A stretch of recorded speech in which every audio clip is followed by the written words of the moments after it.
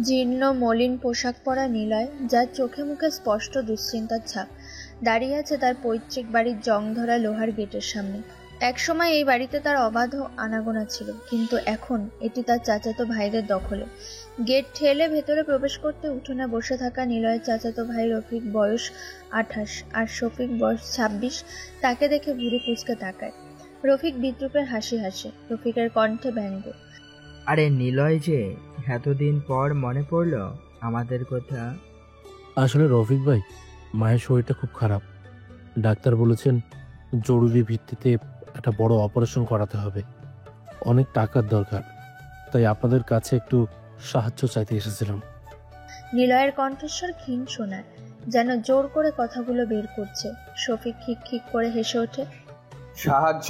তুই আমাদের কাছে সাহায্য চাইতে এসেছিস? তোর মতন অকর্ম ছেলেকে কে সাহায্য করবে বলতো? যে নিজের মায়ের চিকিৎসা করাতে পারে না, সে আবার টাকা চায়। শফিকের কথার পাশের বাড়ির দুই মহিলা, যারা এতক্ষণ আড়ালে দাঁড়িয়ে শুনছিল, তারাও হাসতে শুরু করে। নিলয়ের মুখ লাল হয়ে যায় অপমানে। সে একবার তাকায় রফিকের দিকে, একবার শফিকের দিকে। কিন্তু ভাই, মা তো আপনাদেরও আত্মীয়, একটু যদি।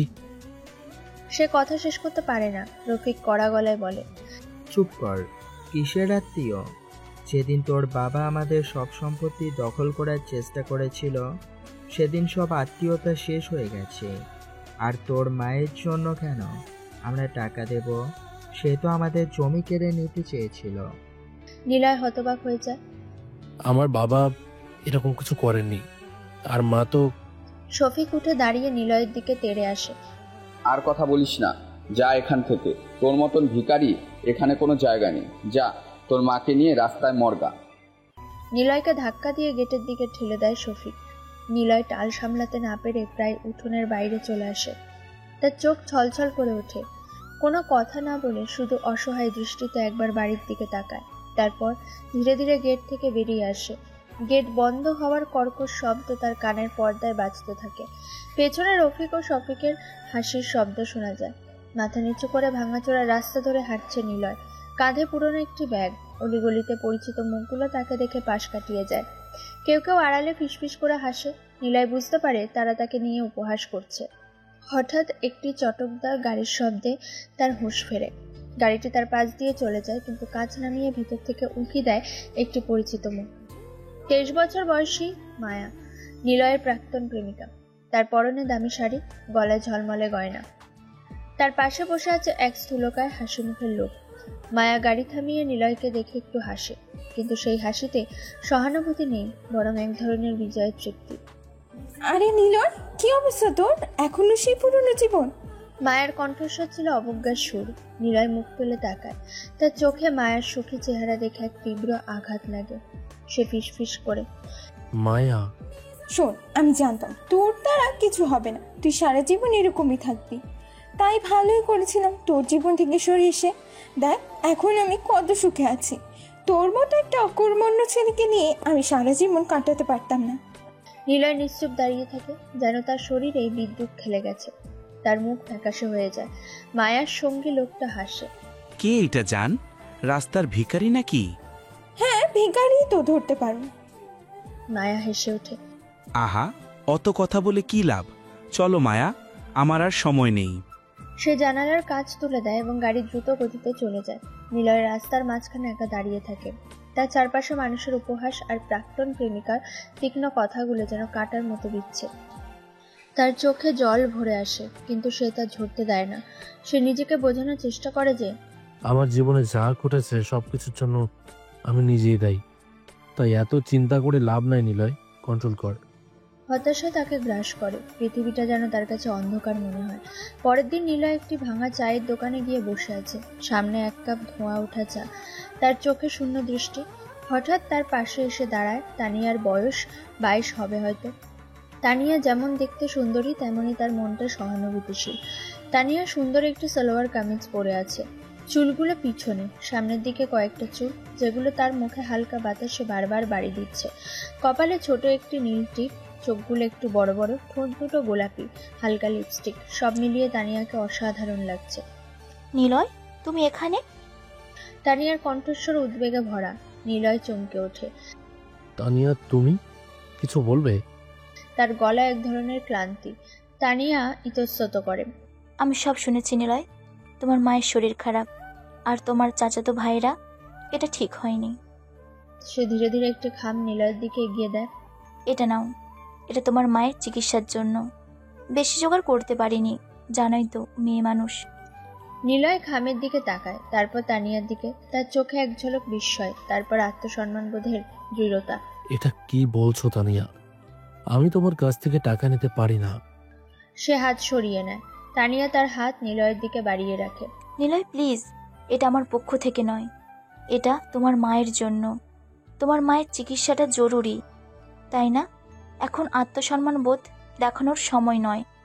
তানিয়ার চোখ ছলছল করে ওঠে। নিলয় গভীরভাবে শ্বাস নেয়। আমি জানি তানিয়া, কিন্তু আমি আমার মায়ের চিকিৎসার জন্য অন্যের কাছে হাত পাততে চাই না। তানিয়া নরম গলায় বোঝানোর চেষ্টা করে। কিন্তু নিলয়, এখন পরিস্থিতি অন্যরকম। তোমার মা তোমার কাছে সবচেয়ে জরুরি। যদি কিছু হয়ে যায়। তানিয়ার কথা শেষ হয় না, তার গলার স্বর থেমে যায়। নিলয় দৃঢ় কণ্ঠে বলে, যদি আমার মা মারাও যান, তবু আমি ভিক্ষা করে তার চিকিৎসা করাবো না। আমি নিজের যোগ্যতায় কিছু করব, তারপর তাকে বাঁচাবো। যদি নাই পারি তবে এটাই আমার নিয়তি। তার চোখে এক নতুন জেদ দেখা যায়। তানিয়া হতাশ হয়, কিন্তু নিলয়ের দৃঢ়তা দেখে তার প্রতি এক নতুন সম্মান তৈরি হয়। সে খামটি আবার ব্যাগে রেখে দেয়। ঠিক আছে নিলয়, আমি তোমাকে জোর করব না, কিন্তু প্লিজ নিজের খেয়াল রেখো। নিলয় মাথা নাড়ে।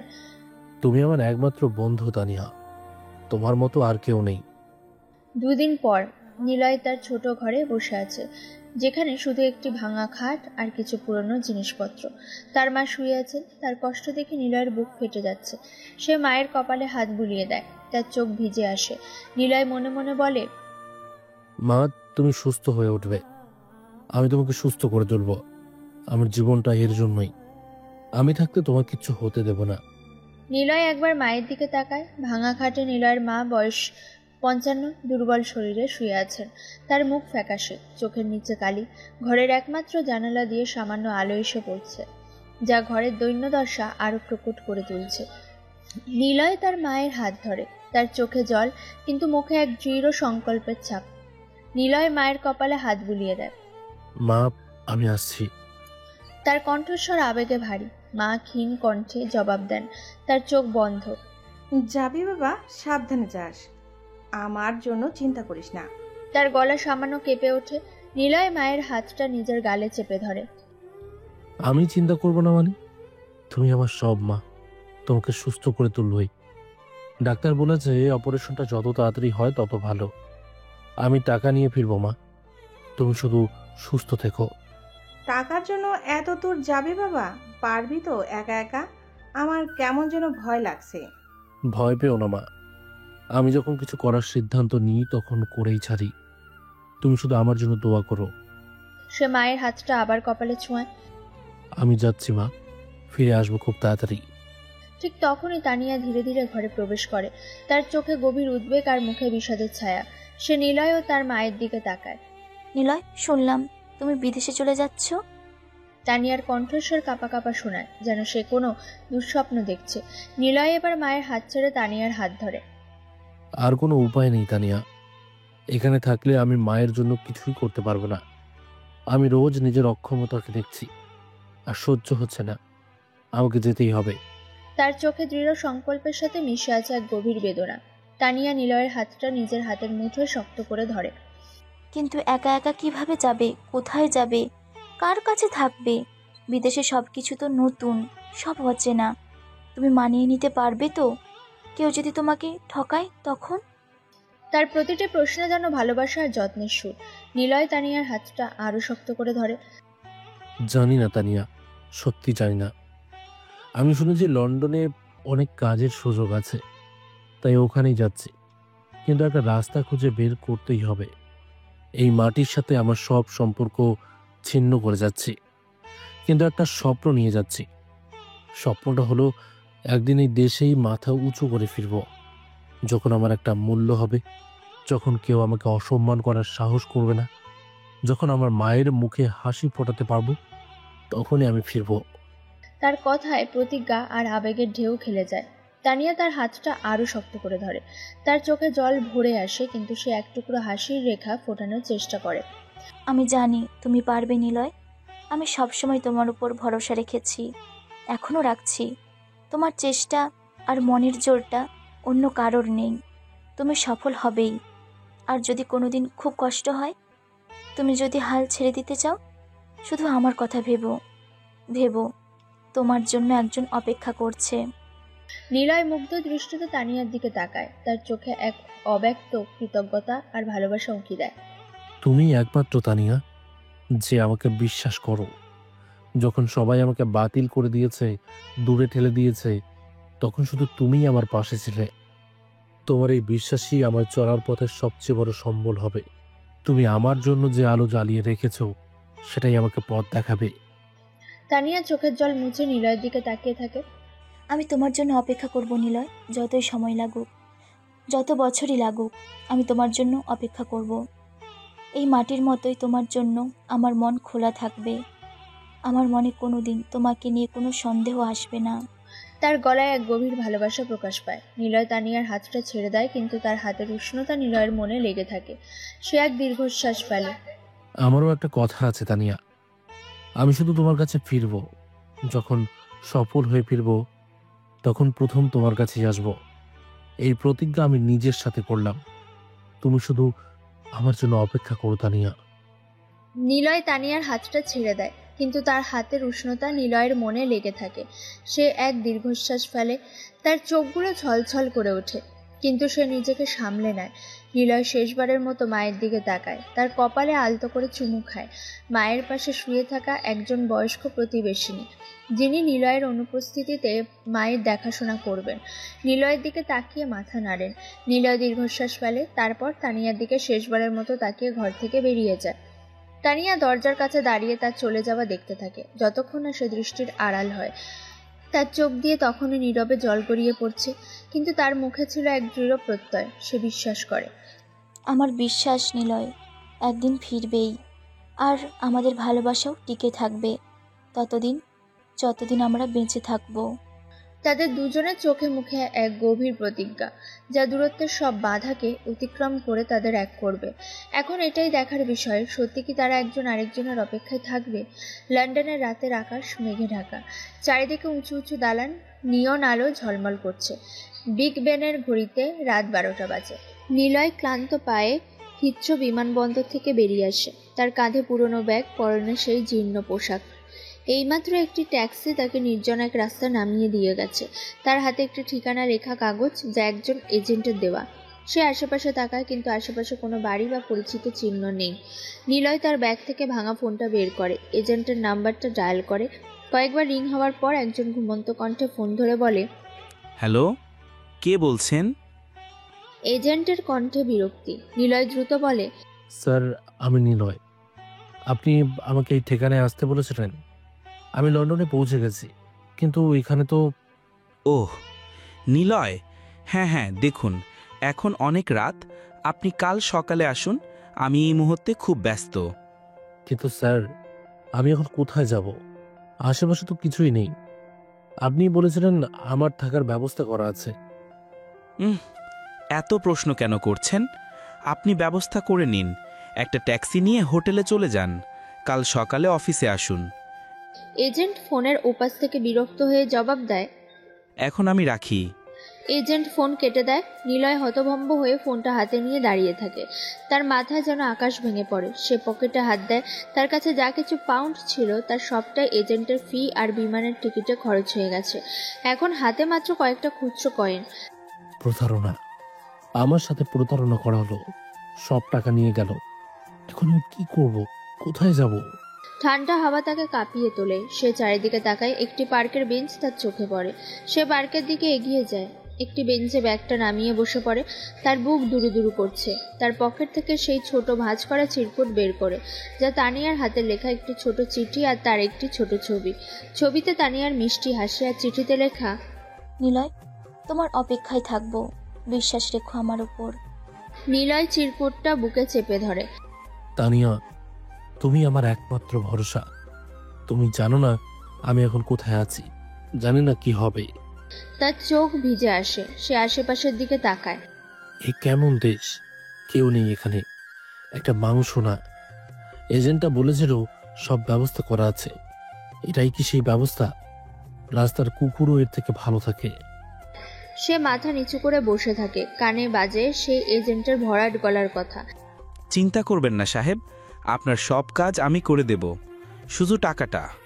নিলয় ঠোঁট কামড়ায়, সে নিজের মনে নিজেকে ধিক্কার দেয়। মূর্খ আমি, কেন বিশ্বাস করলাম? মা বলেছে সৎ পথে থাকতে, কিন্তু সৎ পথে থেকে কি মা বাঁচবে? এ কোন পরীক্ষা আমার? শহরের কোলাহল দূর থেকে ভেসে আসে, কিন্তু নিলয়ের পৃথিবী এখন এই নির্জন অন্ধকার পার্কে সীমাবদ্ধ। সে তানিয়ার ছবিটা আবার দেখে, তার মনে একটাই চিন্তা, মায়ের জন্য আমাকে বাঁচতে হবে, আর তানিয়ার দেওয়া এই বিশ্বাসটুকু টিকিয়ে রাখতে হবে। আমি হাল ছাড়বো না। তার চোখ থেকে এক ফোঁটা জল গড়িয়ে পড়ে ছবির উপর। লন্ডনের এক ব্যস্ত নির্মাণ সাইট, সকালের হালকা কুয়াশা কেটে সূর্য উঠছে। নিলয় কোদাল হাতে মাটি কাটছে, তার শরীর ঘামে ভিজে গেছে, ময়লা লেগে আছে হাতে মুখে, হাতের তালুতে কড়া পড়ে গেছে। পাশে অন্য শ্রমিকরা হাসছে, গল্প করছে, তাদের ভাষায় সে কিছুই বুঝতে পারছে না। কিন্তু নিলয় নির্বাক, তার মুখে কোনো শব্দ নেই, শুধু একটাই লক্ষ্য, যত দ্রুত সম্ভব কাজ শেষ করে কিছু টাকা উপার্জন করতে হবে, পেটে ভাত দিতে হলে। সে দিনমজুর হিসেবে কাজ পেয়েছে সামান্য মজুরিতে। দুপুরের খাবার সময় রুটি আর আলু সিদ্ধ। নিলয় এক কোণে বসে খাচ্ছে, তার পাশে কেউ নেই। তার সহকর্মী শ্রমিক ফয়সাল, যে বেশ কিছুদিন ধরে লন্ডনে আছে, নিলয়ের দিকে এগিয়ে আসে। কিরে ভাই, একা একা খাচ্ছিস কেন? আয় আমাদের সাথে বস। ফয়সাল বাংলায় বলে, তার মুখটাও ক্লান্ত, কিন্তু চোখে এক ধরনের মমতা। নিলয় মাথা নাড়ে, মলিন হেসে প্রত্যাখ্যান করে। না ভাই, ঠিক আছে, আমার কাজটা বাকি আছে। সে নিজেকে আলাদা রাখে, যেন তার এই নোংরা পরিবেশের সঙ্গে কোনো সম্পর্ক নেই। ফয়সাল তার পাশে বসে পড়ে। শুনলাম তুই নাকি নতুন এসেছিস, কি কাজ করছিস এর আগে? তোর তো চেহারা দেখে মনে হচ্ছে না এ ধরনের কাজে অভ্যাস আছে। নিলয় মুখ তুলে তাকায়। না ভাই, আমি কখনো করিনি, কিন্তু এখন পেটের দায়ে সব করতে হচ্ছে। ফয়সাল দীর্ঘশ্বাস ফেলে। এখানে সবাই একই কারণে আসে ভাই, কষ্ট হবে, কিন্তু আশা ছাড়িস না। দিনের কাজ শেষ হয়। নিলয় ক্লান্ত শরীর নিয়ে লন্ডনের এক বস্তির ছোট ঘরে ফেরে। ঘরটির সাথে সাথে দুর্গন্ধযুক্ত একটি ছোট টয়লেট এবং তার পাশে একটি ভাঙা টেবিল। সে ক্লান্ত শরীরটা মেঝেতে এলিয়ে দেয়। এক সপ্তাহ কেটে যায়। একদিন নিলয় পকেট থেকে তার পুরনো ভাঙা ফোন বের করে। স্ক্রিনটা ভাঙা, কিন্তু তখনও কাজ করে।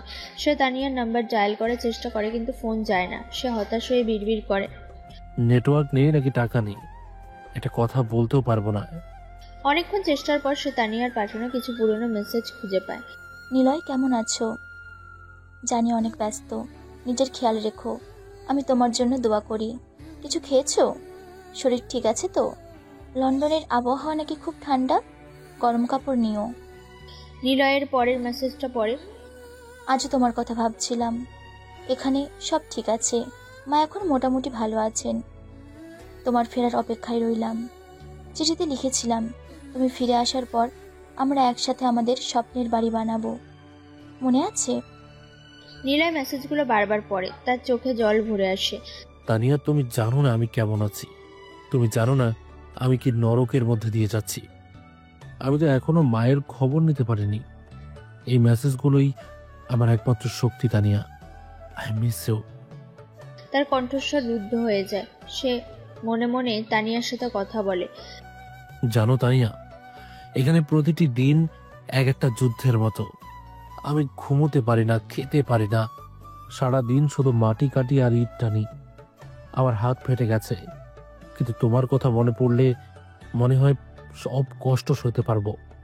তোমার পাঠানো এই মেসেজগুলোই আমার একমাত্র শক্তি।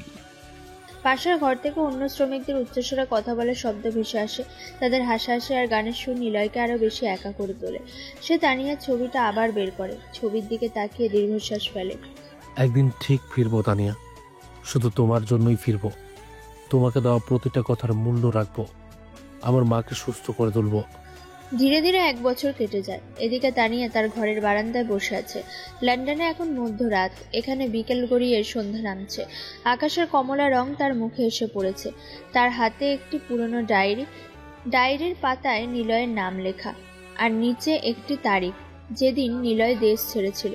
প্রতিদিন এই ডায়েরির নতুন পাতায় সে নিলয়ের জন্য একটি বাক্য লেখে। নিলয়, আজ কতদিন হয়ে গেল? প্রায় 1 বছর। তুমি কেমন আছো জানি না, কিন্তু আমার মন বলছে তুমি ভালো আছো। তুমি সংগ্রাম করছো। আমি জানি তোমার স্বপ্ন সত্যি করার জন্য লড়ছো। সে উঠে দাঁড়ায়, ব্যালকনির রেলিং ধরে আকাশের দিকে তাকায়। আল্লাহ ওকে নিরাপদে রেখো, ওকে শক্তি দাও। ও যেন কোনো বিপদে না পড়ে, ও যেন একা বোধ না করে। তার চোখ বন্ধ হয়ে আসে। সে নিঃশব্দে প্রার্থনা করে। তার চোখে জল চিকচিক করে ওঠে। তার বান্ধবী শম্পা ঘরে আসে, তার হাতে একটি ম্যাগাজিন। কি রে তানিয়া, এখনো সেই একই স্বপ্ন দেখছিস? নিলয় তো কবেই লন্ডন চলে গেছে, তার কোনো খবর নেই। সে হয়তো তোকে ভুলেও গেছে। বিদেশে গিয়ে কত মানুষ বদলে যায় জানিস তো। তানিয়া চোখ খোলে, শম্পার দিকে তাকায়। তার চোখে এক দৃঢ় বিশ্বাস। না শম্পা, আমার নিলয় আমাকে ভোলেনি, আর আমিও ওকে ভুলবো না। আমি জানি সে ফিরবে। সে আমাকে কথা দিয়ে গেছে। ওর কথাগুলো আমার কানের কাছে এখনো বাজে। শম্পা সহানুভূতিতে মাথা নাড়ে। কতদিন আর অপেক্ষা করবি? তোর জীবন থেকে এভাবে সময় নষ্ট করছিস কেন? তোর জন্য কত ভালো ভালো প্রস্তাব আসে, সেগুলো ফিরিয়ে দিস। তোর মা বাবাও তো চিন্তিত। সময় নষ্ট করছি না শম্পা, এটা আমার ভালোবাসা, আর ভালোবাসার জন্য মানুষ সব কিছুই করতে পারে। তানিয়ার কণ্ঠস্বর দৃঢ়, আবার বলে, তুই বুঝবি না, আমি ওকে চিনতাম। ও যে ছেলে, ও কিছু না করে ফিরবে না। আর আমার মা বাবা, তারা আমাকে বোঝেন। শম্পা দীর্ঘশ্বাস ফেলে বলে, তোর বিশ্বাস থেকে অবাক লাগে। আমি তো ভাবতেই পারছি না কেউ কাউকে এতটা ভালোবাসতে পারে। তানিয়া আবার আকাশের দিকে তাকায়। আমার দিনগুলো ওর চিন্তাতেই কাটে শম্পা। সকালে ঘুম থেকে ওঠা থেকে রাতে ঘুমানো পর্যন্ত ওর ফিরে আসার স্বপ্ন দেখি। প্রতিটা নিঃশ্বাসে ওকে অনুভব করি। সে ডায়েরি খুলে আরেকটি নতুন লাইন লেখে। আজও তোমার জন্য অপেক্ষা করছি নিলয়। তুমি ফিরে আসবেই, আমার বিশ্বাস। তুমি শুধু আমারই হয়ে থাকবে। তার চোখে এক গভীর ভালোবাসার ছায়া। সে ডায়েরিটা বুকে চেপে ধরে। এদিকে লন্ডনের একটি অভিজাত বাণিজ্যিক এলাকা। কাঁচের বিশাল বিশাল অট্টালিকাগুলো আকাশ ছুঁয়েছে। ঝলমলে আলোয় চোখ ধাঁধিয়ে যাচ্ছে। নিলয়ের পরনে তখনও সেই মলিন পোশাক। ক্লান্ত চোখে একটি বিশাল কর্পোরেট বিল্ডিংয়ের সামনে দাঁড়িয়ে আছে। এটি রয়্যাল গ্লোবাল ইনভেস্টমেন্টস নামের একটি নামকরা কোম্পানির সদর দপ্তর। বিলাসবহুল গাড়িগুলো গেট দিয়ে প্রবেশ করছে। স্যুট পরা মানুষরা হাসি মুখে ভেতরে যাচ্ছে, তাদের হাতে মূল্যবান ফাইল, মুখে আত্মবিশ্বাসের হাসি। নিলয় তাদের দিকে তাকিয়ে থাকে। তার চোখে এক নতুন ধরনের আগুন জ্বলছে। একজন নিরাপত্তা কর্মী নিলয়কে দেখে এগিয়ে আসে। এই ছেলে, এখানে কি করছো? যাও এখান থেকে, এটা পাবলিক প্লেস না। নিলয় তার দিকে তাকায় না, যেন শুনতেই পায়নি। তার চোখ বিল্ডিংটার চূড়ার দিকে স্থির। তার মনে পড়ে তার চাচাতো ভাইদের কথা, যারা তাকে অপমান করেছিল। তার প্রাক্তন প্রেমিকার কথা, যে তাকে অকর্মণ্য বলেছিল। নিলয় নিচু স্বরে বিড়বিড় করে, আমিও একদিন এরকম একটা কোম্পানির মালিক হব ইনশাল্লাহ। এরকম একটা গেট দিয়ে ঢুকবো, আর কেউ আমাকে তাড়াবে না। আমার মা সুস্থ হবেন। তার কণ্ঠে এক তীব্র প্রতিজ্ঞার সুর। নিরাপত্তা কর্মী তাকে আবার তাড়া দেয়। এবার তার কণ্ঠ আরো কঠোর। শুনছো না? যাও বলছি। পুলিশ ডাকবো নাকি? নিলয় ধীরে ধীরে সেখান থেকে সরে আসে, কিন্তু তার মন তখনও সেই বিল্ডিংটার ভেতরে। তার কানে বাজে তানিয়ার কথা। আমি জানি তুমি পারবে নিলয়। তার প্রতিজ্ঞা মনে পড়ে। নিলয় মনে মনে বলে, তানিয়াকে দেওয়া আমার কথা, মাকে সুস্থ করার শপথ, আমি ফিরব। এই অপমানের জবাব দিতে ফিরব। শুধু এই বিল্ডিং নয়, এর চেয়ে বড় কিছু তৈরি করব। আমার সব শত্রু দেখবে একজন অবহেলিত ছেলে কি করতে পারে। সে কাছে একটি পার্কে গিয়ে বসে। পার্কে কিছু মানুষ হাঁটছে, কেউ বই পড়ছে। নিলয়ের মনে পড়ে প্রথম দিনের প্রতারণার কথা, রাস্তার ধারের ঘুমানোর কথা, নোংরা রেস্টুরেন্টের ডিশ ধোয়ার কথা, নির্মাণ সাইডে মাটি কাটার কথা। প্রতিটি কষ্ট তার মনে জেদ তৈরি করছে। তার হাতগুলো এখনো রুক্ষ, কিন্তু তার চোখ এখন ঝলমলে। আমি আর কোনো দিন কারো কাছে মাথা নত করব না। আমাকে শিখতে হবে, বুঝতে হবে এই দেশের অর্থনীতি, এই শহরের সব নিয়ম কারণ। ওরা আমাকে অকর্মণ্য বলেছিল, আমি ওদের দেখিয়ে দেব অকর্মণ্য কাকে বলে। নিলয় পকেট থেকে তানিয়ার দেওয়া সেই ছোট ছবিটা বের করে। ছবির দিকে তাকিয়ে তার ঠোঁটের কোনো হাসি ফোটে। আমি শুধু তোমার জন্য ফিরবো তানিয়া। তোমার বিশ্বাসের মান রাখতেই আমি ফিরব। এই দেশের মাটিতে তোমাকে নিয়েই আমি আমার স্বপ্ন পূরণ করব। অপেক্ষা করো তানিয়া, খুব বেশি দেরি হবে না। তার চোখে এক নতুন আলোর ঝলক। এই মুহূর্তটি তার জীবনের মোড় ঘুরিয়ে দেয়, যেখানে জেদ আর ভালোবাসার এক নতুন মিশেল ঘটে। সে দৃঢ় প্রতিজ্ঞ হয় এই সংগ্রাম তাকে আরো শক্তিশালী করবে। সে উঠে দাঁড়ায়। তার চোখে এখন আর হতাশা নেই, আছে শুধু অদম্য জেদ আর লক্ষ্য পূরণের স্পৃহা। লন্ডনের এক পাবলিক লাইব্রেরির কোনার টেবিলে নিলয় বসে আছে। তার সামনে খোলা অসংখ্য বই, finance, stock market, online marketing. তার পরনে এখনো খুব সাধারণ পোশাক, কিন্তু চোখে এখন ক্লান্তি নেই, আছে তীক্ষ্ণ মনোযোগ। এক হাতে কলম, অন্য হাতে হাইলাইটার। তার চারপাশে অন্য ছাত্রছাত্রীরা পড়াশোনা করছে। নীলয় একটি বইয়ের পাতায় ঝুঁকে পড়ে মনে মনে বলে, এরা সবাই জানে এই জগতের গোপন সূত্রগুলো, আমাকে জানতে হবে। সে একটি জটিল ফর্মুলা দেখে মাথা চুলকায়। তারপর পাশে রাখা একটি অনলাইন কোর্স লেকচারের ভিডিও চালায়। রাতের বেলা সে রেস্টুরেন্টে ডিশ ধোয়ার কাজ করে, দিনের বেলা লাইব্রেরিতে এসে জ্ঞান অর্জন করে। তার দিনগুলো কাটছে প্রচণ্ড পরিশ্রম আর নতুন কিছু শেখার নেশায়। একদিন লাইব্রেরির এক বৃদ্ধ লাইব্রেরিয়ান, যার চোখে চশমা, নিলয়ের পাশে এসে দাঁড়ান। তোমাকে দেখে মনে হচ্ছে তুমি খুব কঠিন কিছু নিয়ে কাজ করছো যুবক। নিলয় মুখ তুলে তাকায়, একটু হাসে। হ্যাঁ স্যার, নিজের ভাগ্য বদলানোর চেষ্টা করছি, কিছু অনলাইন বিজনেস আর স্টক মার্কেট নিয়ে শিখছি। বৃদ্ধ লাইব্রেরিয়ান হাসেন।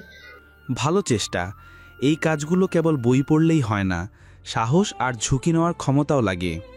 সাহস আর ঝুঁকি নিতে আমি তৈরি স্যার, আমার আর হারানোর কিছুই নেই। কয়েক মাস পর নিলয় তার বস্তির ছোট ঘরে বসে আছে। তার সামনে একটি পুরনো ল্যাপটপ। অনলাইন স্টক মার্কেটের গ্রাফগুলো তার চোখের সামনে ওঠানামা করছে। তার হাতে মাত্র কিছু সঞ্চয়, যা দিয়ে সে তার প্রথম বিনিয়োগ করেছে। তার মুখ ঘামে ভিজে গেছে, চোখে উত্তেজনা। সে একটি বিশেষ স্টকে ইনভেস্ট করেছে। পাশের ঘর থেকে অন্য শ্রমিকদের উচ্চস্বরে কথা বলার শব্দ ভেসে আসছে। নিলয় তাতে কান দেয় না, তার চোখ শুধু স্ক্রিনে। হঠাৎ স্ক্রিনে তার বিনিয়োগের লাভ সবুজ রঙে ঝলমল করে ওঠে। নিলয় ফিসফিস করে বলে, তার চোখ বিস্ফারিত। হ্যাঁ, আমি পেরেছি, সামান্য, কিন্তু এটা শুরু। সে নিজের হাত দিয়ে মুখ চেপে ধরে, তারপর হেসে ফেলে। এই হাসি হতাশার নয়, আত্মবিশ্বাসের। তার এই সামান্য সাফল্য তাকে বিশাল এক স্বপ্ন দেখাচ্ছে। সে দ্রুত ল্যাপটপ বন্ধ করে দেয়। তার মনে হয়, এই খবরটা কাউকে জানাতে হবে, কিন্তু কাকে? মা তো এখন কিছুই বুঝতে পারবেন না এগুলো। তানিয়া? হ্যাঁ তানিয়া, কিন্তু কিভাবে যোগাযোগ করব? নিলয় এখন আরো বেশি সময় কাটায় লাইব্রেরিতে। সে এখন আর শুধু শিখছে না, নতুন নতুন ব্যবসা আইডিয়া নিয়েও গবেষণা করছে। তার মন এখন আরো অনেক শান্ত। তার চোখে আগের সে হতাশা নেই, আছে এক নতুন জেদ। একদিন সে একটি পুরনো ল্যাপটপ নিয়ে একটি সাইবার ক্যাফেতে বসে আছে। সে একটি বেনামি ইমেল আইডি খুলছে এবং একটি নতুন সোশ্যাল মিডিয়া অ্যাকাউন্টের প্রোফাইল তৈরি করছে, ইনস্টাগ্রাম, যেখানে তার কোনো ব্যক্তিগত তথ্য নেই, শুধু একটি নাম ব্যবহার করছে, অচেনা পথিক। নিজের মনেই সে বলে, আমি জানি না তানিয়া কোন সোশ্যাল মিডিয়া ব্যবহার করে, যদি এই পথে কিছু হয়। অনেক খোঁজাখুঁজির পর সে তানিয়ার প্রোফাইল খুঁজে পায়। তানিয়ার প্রোফাইল ছবিতে তার হাস্যোজ্জ্বল মুখ। নিলয়ের মনটা ভরে যায়। সে একটি দীর্ঘশ্বাস ফেলে। তানিয়া, কতদিন হলো তোমার মুখটা দেখিনি। তার গলাটা ধরে আসে। সে একটি বার্তা টাইপ করে, অনেকবার মুছে ফেলে, আবার লেখে। সে নিজেকে সরাসরি প্রকাশ করতে চায় না, কারণ সে জানে না তানিয়া তার বর্তমান অবস্থা দেখে কি ভাববে। সে শুধু চায় তানিয়া যেন জানে যে সে বেঁচে আছে, ভালো আছে। সে টাইপ করে, কেমন আছো? আমি জানি না তুমি কে, কিন্তু তোমার প্রোফাইল দেখে মনে হলো তুমি খুব সরল মনের মানুষ। তোমার জন্য শুভ কামনা। নিলয় ইতস্তত করে, এটা কি যথেষ্ট? তানিয়া কি বুঝবে? সে আরেকবার মুছে ফেলে। এবার সে একটু ভিন্নভাবে লেখে, তানিয়া, আমি জানি তুমি আমাকে চিনতে পারবে না, কিন্তু আমি তোমাকে দূর থেকে দেখেছি। তুমি ভালো আছো জেনে আনন্দ পেলাম। জানি না কে তুমি, কিন্তু হঠাৎ তোমাকে দেখে মনে হলো এই বার্তাটা পাঠানো উচিত। তোমার জন্য শুভ কামনা। সে সেন্ড বাটনে ক্লিক করে। তার বুক ধুকধুক করছে। এবার কি তানিয়া উত্তর দেবে? সে কিছুক্ষণ অপেক্ষা করে, কিন্তু কোনো উত্তর আসে না। সে মন খারাপ করে সাইবার ক্যাফে থেকে বেরিয়ে আসে। লন্ডনের সময় তখন রাত গভীর। নিলয় তার বস্তির ঘরে ঘুমানোর প্রস্তুতি নিচ্ছে। তার হাতে ফোন। হঠাৎ একটি নোটিফিকেশন আসে, তানিয়ার প্রোফাইল থেকে একটি রিপ্লাই। নিলয়ের বুকটা ধুকপুক করে ওঠে। সে দ্রুত মেসেজটা খোলে। অচেনা পথিক, আপনার মেসেজ পেয়ে অবাক হলাম, কিন্তু আপনি কে? আর আপনি আমাকে চেনেন কিভাবে? নিলয়ের ঠোঁটে এক টুকরো হাসি ফোটে। সে জানে তানিয়া তাকে ঠিকই চিনতে পেরেছে। সে সাবধানে উত্তর দেয়, আমি একজন শুভাকাঙ্ক্ষী তানিয়া। তোমার জীবনের কিছু অংশ আমি জানি, হয়তো তোমার মায়ের কথাও জানি। বিশ্বাস করো, আমি তোমার কোনো ক্ষতি করব না, শুধু তোমার ভালো চাই। তানিয়া দ্রুত উত্তর দেয়, আপনি কি নিলয়? প্লিজ বলুন, আপনি নিলয়? আমার মন বলছে আপনি নিলয়। নিলয় হাসে। তানিয়া তাকে চিনে ফেলেছে, সে এখন আরো খোলাখুলি কথা বলতে পারে। হ্যাঁ তানিয়া, আমি নিলয়। অনেকদিন পর তোমার সাথে এভাবে কথা বলতে পারছি, বিশ্বাস করতে পারছি না। তানিয়া দ্রুত কল করার চেষ্টা করে, কিন্তু নিলয় তা কেটে দেয়। কল করো না তানিয়া, এখনো সময় হয়নি, শুধু মেসেজ। আমার এখানে অনেক সমস্যা আছে, কিন্তু আমি ভালো আছি। এরপর শুরু হয় তাদের গভীর রাতের দীর্ঘ কথোপকথন। নিলয় তার সংগ্রামের কথা বলে, তার ছোট ছোট সাফল্যের কথা বলে। তানিয়া মনোযোগ দিয়ে শোনে, তাকে উৎসাহ দেয়। নিলয়, আমি জানতাম তুমি পারবে, আমি জানতাম তুমি ফিরে আসবে, কিন্তু তুমি এত কষ্ট করছো। আমি ভেবেছিলাম তুমি ভালো আছো। কষ্ট ছাড়া কি কিছু পাওয়া যায় তানিয়া? এটা আমার জন্য কোনো কষ্ট নয়, এটা আমার স্বপ্ন পূরণের পথ। তুমি শুধু আমার মাকে দেখো, কেমন আছে মা? ওষুধ খাচ্ছে তো ঠিক মতো? আমার দেওয়া সেই টাকাটা পেয়েছিল তো? হ্যাঁ নিলয়, মা ভালো আছেন। তাকে আমি নিজের হাতে ওষুধ খাইয়ে দিয়ে আসি, দিনে একবার হলেও দেখা করে আসা। আর তোমার সেই টাকাটা, ওটা তো আমি খরচ করিনি। নিলয় চমকে যায়। কি, তুমি খরচ করনি? এত বিপদেও? হ্যাঁ, তোমার পাঠানো টাকা আমি খরচ না করে তোমার মায়ের হাতে দিয়ে দিয়েছি।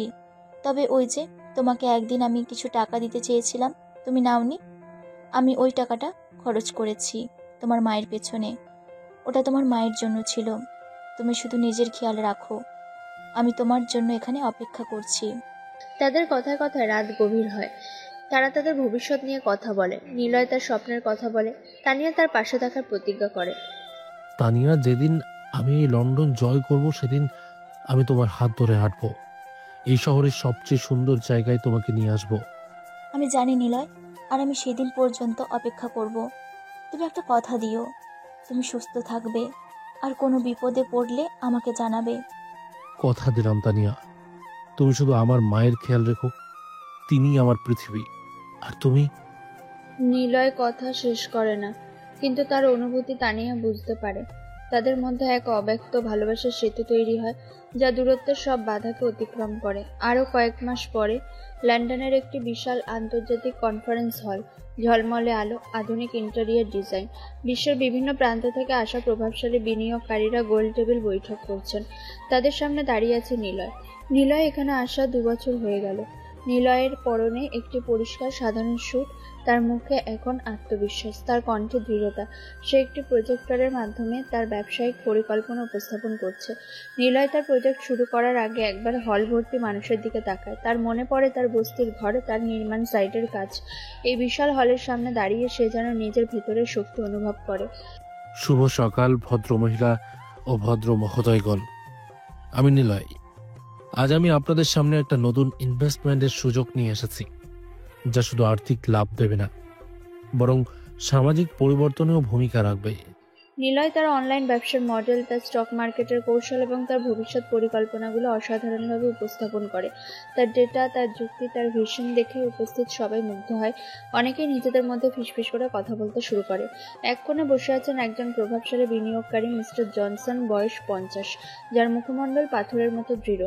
তিনি মনোযোগ দিয়ে নিলয়ের কথা শুনছেন। নিলয়ের প্রেজেন্টেশন শেষ হয়, হলভর্তি হাততালিতে মুখরিত হয়ে ওঠে। মিস্টার জনসন উঠে দাঁড়ান। Mister Niloy, your presentation impressed me. I would like to speak with you privately. নিলয়ের ঠোঁটে এক বিজয়ী হাসি ফুটে। সে মিস্টার জনসনের সাথে হাত মেলায়। Thank you sir, it's truly an honour for me. Mister Johnson নিলয়ের দিকে তাকিয়ে হাসেন। The determination I saw in your eyes, idea. Your plan offers a new perspective. Niloy mister জনসনের সাথে কথা বলে। মিস্টার জনসন তাকে তাদের প্রধান কার্যালয়ে আসার জন্য আমন্ত্রণ জানান। সম্মেলন থেকে বের হয়ে নিলয় দ্রুত তার ফোন বের করে।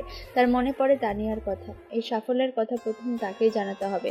সে সেই ইনস্টাগ্রাম থেকে তানিয়াকে মেসেজ পাঠায়। তানিয়া, তুমি বিশ্বাস করতে পারবে না কি হয়েছে। আমি আজ একটা বড় সম্মেলনে প্রেজেন্টেশন দিয়েছি। একজন খুব প্রভাবশালী বিনিয়োগকারী আমার প্রতি আগ্রহী হয়েছেন। এটা একটা বড় শুরু তানিয়া, আমি পেরেছি। লন্ডনের রাতের আকাশে তারাদের দিকে তাকিয়ে নিলয় হাসে।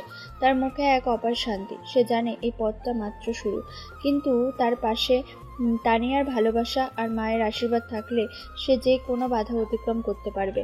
তার চোখে উজ্জ্বল ভবিষ্যৎ আর তানিয়ার সাথে মিলনের স্বপ্ন। 3 বছর পর ঢাকার আন্তর্জাতিক বিমানবন্দর একটি অত্যাধুনিক বিলাসবহুল প্রাইভেট জেট রানওয়েতে অবতরণ করছে। এর গায়ে সোনালি রঙে লেখা নিলয় গ্লোবাল ইনভেস্টমেন্টস। জেট থেকে লাল গালিচার ওপর পা রাখে নিলয়। তার পরনে ইতালিয়ান স্যুট, হাতে দামি ঘড়ি, চোখের তীক্ষ্ণ বুদ্ধিদীপ্ত চাউনি, তার মুখে আত্মবিশ্বাসের হাসি।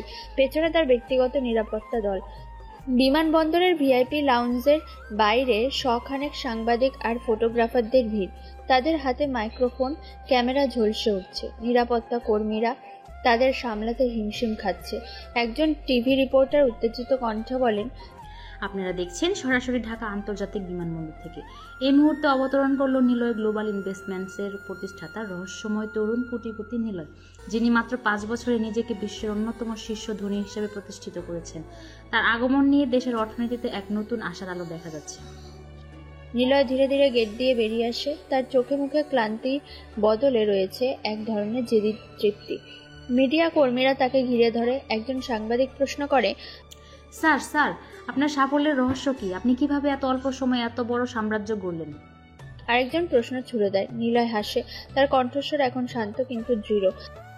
আমার সাফল্যের কোনো রহস্য নেই, শুধু কঠোর পরিশ্রম, সঠিক পরিকল্পনা আর কিছু মানুষের বিশ্বাস, আর আমার দেশের প্রতি টান। একজন সাংবাদিক সাহসের সাথে প্রশ্ন করে, মিস্টার নিলয়, শোনা যাচ্ছে আপনি একজন বাংলাদেশি বংশোদ্ভূত। আপনি কি এই বিষয়ে কিছু বলবেন? নিলয় থামে। তার চোখে এক ঝলক স্মৃতি খেলে যায়। হ্যাঁ, আমি বাংলাদেশি, এই মাটির সন্তান। আমি এই দেশের আলো বাতাসে বড় হয়েছি। তার চোখে এক আবেগ ঝলকানি দেয়, যা কেউই লক্ষ্য করে না। আরেকজন সাংবাদিক, যে তার সম্পর্কে কিছুটা খোঁজ রাখে, প্রশ্ন করে, স্যার, আপনার শৈশব নিয়ে কিছু গুজব শোনা যাচ্ছে। আপনার পরিবারের সাথে আপনার নাকি সম্পর্ক ভালো ছিল না? নিলয় সেই প্রশ্নের জবাব দেয় না। সে কেবল হাসে। সেই হাসিতে যেন এক চাপা আগুন। সে এগিয়ে যায় তার জন্য অপেক্ষা করা কালো মার্সিডিজ গাড়ির দিকে। গাড়ির দরজা খুলে সে ভেতরে বসে। সাংবাদিকরা তখনও তাকে ঘিরে আছে। ক্যামেরার ফ্ল্যাশ ঝলসে উঠছে। নিলয় গাড়িতে বসে পকেট থেকে একটি ছোট ছবি বের করে, তানিয়ার ছবি। তার ঠোঁটের কোণে এক রহস্যময় হাসি ফুটে ওঠে। সে ফিসফিস করে বলে, তানিয়া, আমি ফিরে এসেছি। তোমার বিশ্বাসটা মিথ্যে হয়নি। গাড়ি ধীরে ধীরে বিমানবন্দর ছেড়ে চলে যায়। পেছনে পড়ে থাকে গণমাধ্যমের উন্মাদনা। এদিকে তানিয়া তার ঘরের পুরনো টেলিভিশন সেটের সামনে বসে আছে। টিভিতে তখন নিলয়ের বিমানবন্দর থেকে ফেরার খবর সরাসরি সম্প্রচার হচ্ছে। নিলয়ের ছবি বড় পর্দা ঝলমল করছে। তানিয়ার চোখ টিভির পর্দায় আটকে আছে। তার হাতে একটি পুরনো ডায়েরি, যেখানে নিলয়ের ফেরার প্রতীক্ষায় প্রতিদিন সে কিছু না কিছু লিখত। রিপোর্টার উত্তেজিত কণ্ঠে বলছে, আপনারা দেখছেন আমাদেরই একজন নিলয়, আজ দেশের সবচেয়ে আলোচিত ব্যক্তি, যিনি লন্ডন থেকে ফিরে এসেছেন কোটিপতি হিসেবে। তানিয়া হতবাক হয়ে টিভিতে তাকিয়ে থাকে। তার মুখ ফ্যাকাশে হয়ে গেছে। তার চোখ দিয়ে অঝোর ধারায় জল গড়িয়ে পড়ে। নিলয়, এটা কি সত্যিই তুমি?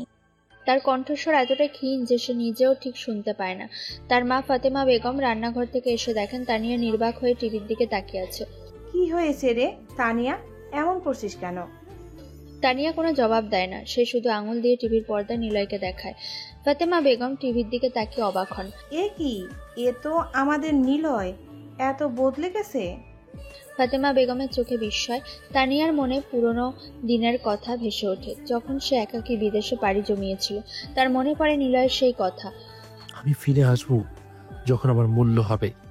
আমি জানতাম ও ফিরবে মা, কিন্তু এই রূপে এত বড় হয়ে কখনো ভাবিনি আমি।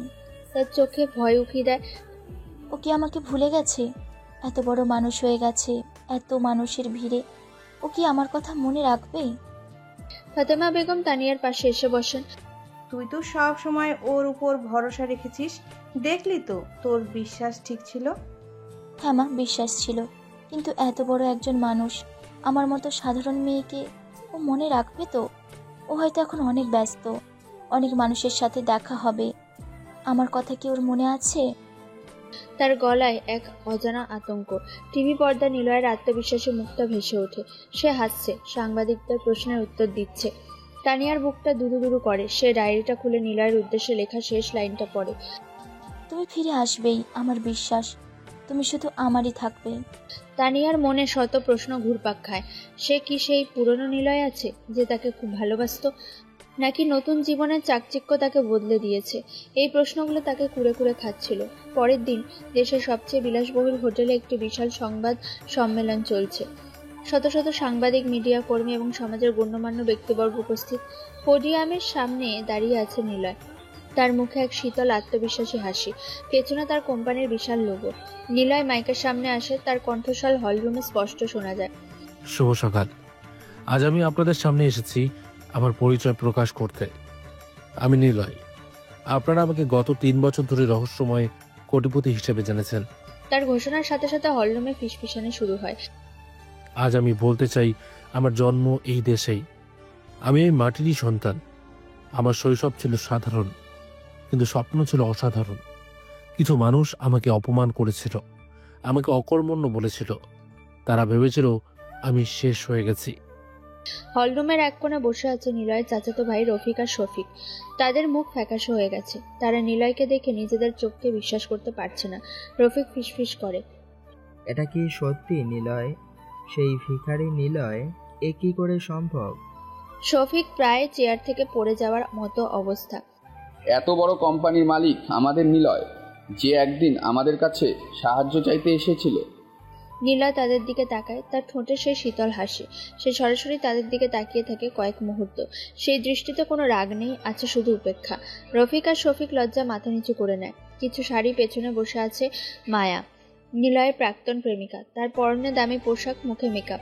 সে নিলয়কে দেখে পাথরের মতো স্থির হয়ে গেছে। তার চোখ বিস্ফারিত। সে তখনই নিজেকে সামলাতে পারেনি। মায়া প্রায় চিৎকার করে ওঠে। তার পাশের বান্ধবী তাকে শান্ত করার চেষ্টা করে। এই তো নিলয়, এটা কি করে সম্ভব? সেই ছেলেটা যাকে আমি ঘৃণা করে চলে এসেছিলাম। নিলয় সাংবাদিকদের দিকে ফিরে। আমি যখন এই দেশ ছেড়েছিলাম, তখন আমার পকেটে একটা টাকাও ছিল না। আমার মাকে বাঁচানোর জন্য আমি ভিক্ষা চাইতে বাধ্য হয়েছিলাম। কিন্তু কিছু মানুষ আমাকে তাড়িয়ে দিয়েছিল, আমাকে অপমান করেছিল। তারা বলেছিল, তোর মতো অকর্মণ্য ছেলেকে কে সাহায্য করবে? তবে আল্লাহর অশেষ রহমতে আমার মা কিছুদিন পরে ভালো হয়ে গিয়েছিলেন, আর আমি আমার এক বন্ধুর কাছ থেকে কিছু টাকা নিয়ে দেশ ছেড়েছিলাম। নিলয়ের কথাগুলো যেন রফিক, শফিক আর মায়ের কানে বাজছে। তাদের মুখ আরো ফ্যাকাশে হয়ে যায়। কিন্তু আমি প্রতিজ্ঞা করেছিলাম, আমি ফিরব। যখন আমার মূল্য হবে তখন ফিরব। নিলয় দৃঢ় কণ্ঠে ঘোষণা করে, আজ আমি ফিরে এসেছি, শুধু টাকা নিয়ে নয়, আত্মসম্মান নিয়ে। আর আমি আমার মায়ের প্রতিজ্ঞা রক্ষা করতে ফিরে এসেছি। হলরুমে পিনপতন নীরবতা। নিলয়ের দৃষ্টি এবার মায়ের দিকে যায়। তার চোখে কোনো আবেগ নেই, শুধু নিস্পৃহতা। মায়া নিলয়ের দৃষ্টির সামনে গুটিয়ে যায়। সে যেন নিঃশ্বাস নিতেও ভুলে গেছে। নিলয় মাইক থেকে সরে আসে। তার কাজ শেষ। তার চাচাতো ভাই এবং প্রাক্তন প্রেমিকার মুখ দেখে তার মনে কোনো তৃপ্তি আসে না। কেবলই মনে হয় সময় সব হিসাব চুকিয়ে দেয়। সংবাদ সম্মেলন শেষে হলরুমের একপাশে ছোট একটি ভিড় জমেছে। সেখানে বেশ কয়েকজন সাধারণ মানুষ, যারা সংবাদ সম্মেলনে আসার সুযোগ পেয়েছিল। তাদের ভিড়ের মধ্যে দাঁড়িয়ে আছে তানিয়া। তার পরনে একটি সাধারণ নীল শাড়ি, চুলগুলো খোপা করা। হালকা মেকআপের সাথে নীল শাড়িতে তাকে খুব মায়াবী লাগছে। তার চোখে এখনো অবিশ্বাস আর এক ধরনের সংশয়। নিলয় যখন নিজের পরিচয় দিচ্ছিল, তখন তার চোখ ছলছল করে উঠছিল। সে ভয়ে ভয়ে তাকিয়ে আছে নিলয়ের দিকে। নিলয় পোডিয়াম থেকে নেমে আসে। তার দিকে সবাই এগিয়ে আসছে ছবি তোলার জন্য, কথা বলার জন্য। তার নিরাপত্তা কর্মীরা তাদের সামলাচ্ছে। নিলয় ভিড়ের দিকে তাকায়। তার চোখ খুঁজছে একটু পরিচিত মুখ। হঠাৎ তার চোখ আটকে যায় তানিয়ার উপর। তানিয়া ভিড়ের মধ্যে একটু দূরে দাঁড়িয়ে আছে। তার চোখে জল আর মুখে এক অদ্ভুত মিশ্র অনুভূতি, আনন্দ, ভয় আর ভালোবাসা। নিলয়ের মুখে এক ঝলক হাসি ফোটে। তার চোখ উজ্জ্বল হয়ে ওঠে। সে মুহূর্তের জন্য সবকিছু ভুলে যায়। শত শত মানুষের ভিড় ঠেলে এসে তানিয়ার দিকে হেঁটে যায়। তার নিরাপত্তা কর্মীরা বিস্মিত হয়। সাংবাদিকরা ছবি তুলতে ব্যস্ত হয়ে পড়ে। নিলয় তানিয়ার সামনে এসে দাঁড়ায়। তানিয়া যেন নিঃশ্বাস নিতে ভুলে গেছে। তার দিকে হাত বাড়িয়ে দেয় নিলয়। নিলয়ের কণ্ঠস্বর নরম, গভীর। তানিয়া আমার মনে আছে, প্রতিটি দিন, প্রতিটি মুহূর্ত। তানিয়া অবাক হয়ে তাকিয়ে থাকে। তার চোখ জলে ভরে আসে। সে বিশ্বাস করতে পারছে না নিলয় তাকে চিনতে পেরেছে। সবার সামনে তার দিকে এগিয়ে এসেছে। নিলয় তানিয়ার হাত ধরে। তার হাতটা এত বছর পর নিলয়ের হাতে। নিলয় আলতো করে তার হাতটা ধরে নিজের বুকে চেপে ধরে। তুমি এখানে কি করছো তানিয়া? আমি ভেবেছিলাম তুমি আসবে না। আমি আমি তোমাকে দেখতে এসেছিলাম। আমি বিশ্বাস করতে পারছি না যে এটা তুমি এত বদলে গেছো। তানিয়া ফিসফিস করে বলে। নিলয় তার হাত ধরে তাকে নিয়ে আবার মঞ্চের দিকে হেঁটে যায়। সাংবাদিকরা বিস্মিত, তাদের ক্যামেরা দ্রুত ঝলসে ওঠে। নিলয়ের নিরাপত্তা কর্মীরাও দ্রুত তাদের পথ করে দেয়। মঞ্চে উঠে নিলয় তানিয়ার হাত শক্ত করে ধরে, তাকে নিজের পাশে দাঁড় করায়। হল ভর্তি মানুষ নীরব। নিলয় মাইকের সামনে আসে, তার চোখে শুধু তানিয়া। লেডিস অ্যান্ড জেন্টলম্যান, আজ আমি আপনাদের সামনে আমার সবচেয়ে বড় সাফল্যের কারণকে পরিচয় করিয়ে দিতে চাই। সে তানিয়ার দিকে তাকায়, তার চোখে অপার ভালোবাসা। যখন সবাই আমাকে তাড়িয়ে দিয়েছিল, অপমান করেছিল, যখন আমার পকেটে একটি টাকাও ছিল না, তখন শুধুমাত্র এই মেয়েটি তানিয়া আমার পাশে দাঁড়িয়েছিল, যে আমাকে বিশ্বাস করেছিল যখন আমার নিজের ওপর বিশ্বাস ছিল না। তার ভালোবাসাই আমাকে শক্তি জুগিয়েছিল, তার প্রার্থনাই আমাকে বাঁচিয়ে রেখেছিল। তানিয়া হতবাক, তার চোখ ভরে জল আসে। সে নিলয়ের দিকে তাকিয়ে থাকে, তার চোখে এক নতুন স্বপ্ন খেলা করে। নিলয় তানিয়ার হাত আরও শক্ত করে ধরে, সবার সামনে ঘোষণা করে, আমার এই সাফল্যের একমাত্র কারণ আমার পাশে থাকা এই মেয়েটি তানিয়া। আর আমি বলতে চাই, তানিয়া, আমার এই পুরো সাম্রাজ্য তোমার জন্যই। তানিয়া নিজেকে ধরে রাখতে পারে না, তার চোখ থেকে অঝরে জল গড়িয়ে পড়ে। সে নিলয়ের দিকে তাকিয়ে থাকে। হুট করে নিলয়ের বুকে মাথা রেখে তাকে জড়িয়ে ধরে, ফুটিয়ে ব্যাপিয়ে কাঁদতে থাকে। নিলয়ের মুখে এক স্বর্গীয় হাসি। এই দৃশ্য দেখে হলভর্তি মানুষ হাততালি দিয়ে ওঠে। নিলয় তানিয়াকে নিজের পাশে নিয়ে দাঁড়িয়ে থাকে। তাদের দুজনের চোখে মুখে এক গভীর ভালোবাসা আর নতুন জীবনের স্বপ্ন। এক সপ্তাহ পর একটি বিলাসবহুল অফিস কক্ষের সামনে, কক্ষের ভেতরে একটি বিশাল টেবিলের সামনে বসে আছেন কয়েকজন জাদ্রেল আইনজীবী। নিলয় তার স্যুট পরা অবস্থায় চেয়ার টেনে বসে আছে, তার চোখে ঠান্ডা দৃঢ়তা। তার সামনে একটি কম্পিউটারের স্ক্রিন, যেখানে কিছু আর্থিক লেনদেনের নথি আর হাসপাতাল কর্মীদের কথোপকথনের অডিও ফাইল প্লে হচ্ছে। ফাইলগুলো হাসপাতালের দুর্নীতির চূড়ান্ত প্রমাণ। নিলয়ের ব্যক্তিগত আইনজীবী মিস্টার রহমান, একজন অভিজ্ঞ এবং তীক্ষ্ণ বুদ্ধিসম্পন্ন ব্যক্তি, নিলয়ের দিকে তাকিয়ে থাকেন। মিস্টার রহমান শান্ত কিন্তু দৃঢ় কণ্ঠে বলেন, নিলয় সাহেব, এই প্রমাণগুলো এতটাই শক্তিশালী যে এদের কোনো সুযোগ নেই বাঁচার। আমরা সরাসরি আদালতে যাব, ওদের লাইসেন্স বাতিল হবে, জরিমানা হবে, এমনিতে জেলে যেতে পারবে না। নিলয় স্ক্রিনের দিকে তাকিয়ে থাকে। তার মনে পড়ে তার মায়ের অসুস্থ মুখটা, যখন এই ডাক্তার আর হাসপাতাল তাকে ফিরিয়ে দিয়েছিল। তার চোখ জ্বলে ওঠে। জেলের ভয় ওরা পায় না মিস্টার রহমান, ওরা ভয় পায় মান সম্মান আর ক্ষমতার পতনকে। আমি চাই তাদের দুর্নীতি সবার সামনে আসুক, প্রতিটি মানুষ জানুক অর্থের লোভে ওরা কি জঘন্য কাজ করেছে। মিস্টার রহমান ফাইলগুলো উল্টো দেখেন। কিন্তু এই প্রমাণগুলো সংগ্রহ করা খুবই কঠিন ছিল স্যার। আপনি কিভাবে পেলেন এই গোপন তথ্য? নিলয় হাসে। অর্থ আর ক্ষমতা অনেক দরজা খুলে দেয় মিস্টার রহমান, আর আমার মতো একজন অবহেলিত ছেলের জন্য যারা দরজা বন্ধ করে দিয়েছিল, তাদের জন্য আমি আর কোনো দরজা খোলা রাখবো না। তার কণ্ঠে এক তীব্র প্রতিশোধের সুর। কয়েকদিন পর একটি টেলিভিশন চ্যানেলের সংবাদ কক্ষ, ব্রেকিং নিউজ হিসেবে চলছে একটি বিশেষ সংবাদ। স্ক্রিনে ভেসে উঠেছে সেই হাসপাতালের নাম আর কয়েকজন ডাক্তারের ছবি। হাসপাতালের এক সময়কার দাপুটে পরিচালক ডক্টর হাসান এবং চিকিৎসক ডক্টর আলম আদালতের কাঠগড়ায় দাঁড়িয়ে আছেন, তাদের মুখ ফ্যাকাশে, চোখে ভয়। টিভি রিপোর্টার উত্তেজিত কণ্ঠে বলছে, আজকে সবচেয়ে বড় খবর, নিলয় গ্লোবাল ইনভেস্টমেন্টসের চেয়ারম্যান নিলয় তার মায়ের চিকিৎসার জন্য অর্থ সাহায্য না করার অভিযোগে দেশের অন্যতম বৃহৎ একটি বেসরকারি হাসপাতাল এবং এর কয়েকজন শীর্ষস্থানীয় ডাক্তারের বিরুদ্ধে মামলা দায়ের করেছিলেন। সেই মামলার রায়ে আজ হাসপাতাল কর্তৃপক্ষের দুর্নীতি প্রমাণিত হয়েছে। ডাক্তার হাসান এবং ডাক্তার আলমকে তাদের পদ থেকে বরখাস্ত করা হয়েছে এবং তাদের লাইসেন্স বাতিল করা হয়েছে। কিন্তু বিচারক তাদের কথা শোনেন না। টিভির পর্দায় ডক্টর হাসান ও ডক্টর আলমের হতাশ মুখগুলো দেখা যায়। নিলয় নিজের বিলাসবহুল অফিসের চেয়ারে বসে টিভিতে এই সংবাদ দেখছে। তার মুখে কোনো উল্লাস নেই, শুধু এক ধরনের নীরব তৃপ্তি। নিলয় ফিসফিস করে বলে, এটা শুরু মা, যারা তোমার কষ্ট বাড়িয়েছিল তাদের শাস্তি হবেই। নিলয়ের সামনে কয়েকটি কোম্পানির আর্থিক প্রতিবেদন খোলা। নিলয় চাচাতো ভাই রফিক আর শফিক যে ব্যবসায় লোকসান করছিল সেগুলোর বিস্তারিত হিসাব। তাদের কোম্পানি এখন ঋণগ্রস্ত। নিলয় তার chief financial officer CFO mrs Emma চৌধুরীর দিকে তাকায়। নিলয় প্রশ্ন করে, আপনি নিশ্চিত এই কোম্পানিগুলোর বাজার মূল্য এখন সবচেয়ে কম? মিসেস এমা মাথা নাড়েন। হ্যাঁ স্যার, তাদের শেয়ার মূল্য তলানিতে পৌঁছেছে। বাজার থেকে খবর আসছে তারা তাদের কর্মীদের বেতনও ঠিকমতো দিতে পারছে না। এটি আপনার জন্য তাদের অধিগ্রহণ করার সেরা সুযোগ। নিলয় ফাইলগুলো দেখে, তার মনে পড়ে রফিকের সেই বিদ্রুপের হাসি, শফিকের সেই ধাক্কা, তার চোখে এক ঠান্ডা ঝলক। আমি তাদের অধিগ্রহণ করব না মিসেস এমা। আমি চাই তাদের পতন হোক। তারা যখন পথে বসবে তখন তারা বুঝবে অর্থের মূল্য কি। এই কোম্পানিগুলোর ঋণের পরিমাণ আরো বাড়ানোর ব্যবস্থা করুন। ব্যাংকগুলো যেন তাদের ঋণ দিতে অস্বীকার করে। মিসেস এমা অবাক হন। কিন্তু স্যার, এটা তো একটা ঝুঁকিপূর্ণ পদক্ষেপ। এতে আপনারও সামান্য ক্ষতি হতে পারে। নিলয় শান্ত কণ্ঠে জবাব দেয়, এই ক্ষতি আমার কাছে কিছুই নয়। ওরা আমাকে পথে বসানোর চেষ্টা করেছিল, আমাকে ভিখারি বলেছিল। এখন ওরা নিজেরাই ভিখারি হবে। ওদের কোনো ব্যবসা যেন আর মাথা তুলে দাঁড়াতে না পারে। আরো কয়েক সপ্তাহ পর রফিক আর শফিক তাদের পুরনো জীর্ণ অফিসে বসে আছে। তাদের টেবিলের উপর ঋণের নোটিশ আর কর্মচারীদের বেতন বাকি থাকার তালিকা। তাদের মুখ হতাশার কালো ছায়ায় ঢাকা। রফিক টেবিলের উপর ঘুষি মারে। কি হচ্ছে এসব? একের পর এক ডিল হাতছাড়া হচ্ছে। ব্যাংকগুলো আমাদের ঋণ দিচ্ছে না। নিলয় কি এর পিছনে আছে? শফিক ফিসফিস করে, আমারও তো তাই মনে হচ্ছে। সেই সংবাদ সম্মেলনে ওর চোখ দেখেছিলাম, ও তো আমাদের দিকে তাকিয়ে হাসছিল। তখনই তাদের অফিসের ফোন বাজে। রফিক ফোন ধরে। ওপাশ থেকে একজন ব্যাংক ম্যানেজারের কঠোর কণ্ঠস্বর শোনা যায়। আপনারা আপনাদের ঋণ শোধ করতে ব্যর্থ হয়েছেন। আমরা আপনাদের বিরুদ্ধে আইনি ব্যবস্থা নিতে বাধ্য হচ্ছি। আপনাদের সম্পত্তি বাজেয়াপ্ত করা হবে। রফিকের হাত থেকে ফোনটা পড়ে যায়। সে শফিকের দিকে তাকায়। শেষ, সব শেষ। তোমরা দেউলিয়া হয়ে গেছি। শফিক বিশ্বাস করতে পারে না। আমাদের এত বড় ব্যবসা মাত্র কয়েক মাসের মধ্যে সব শেষ।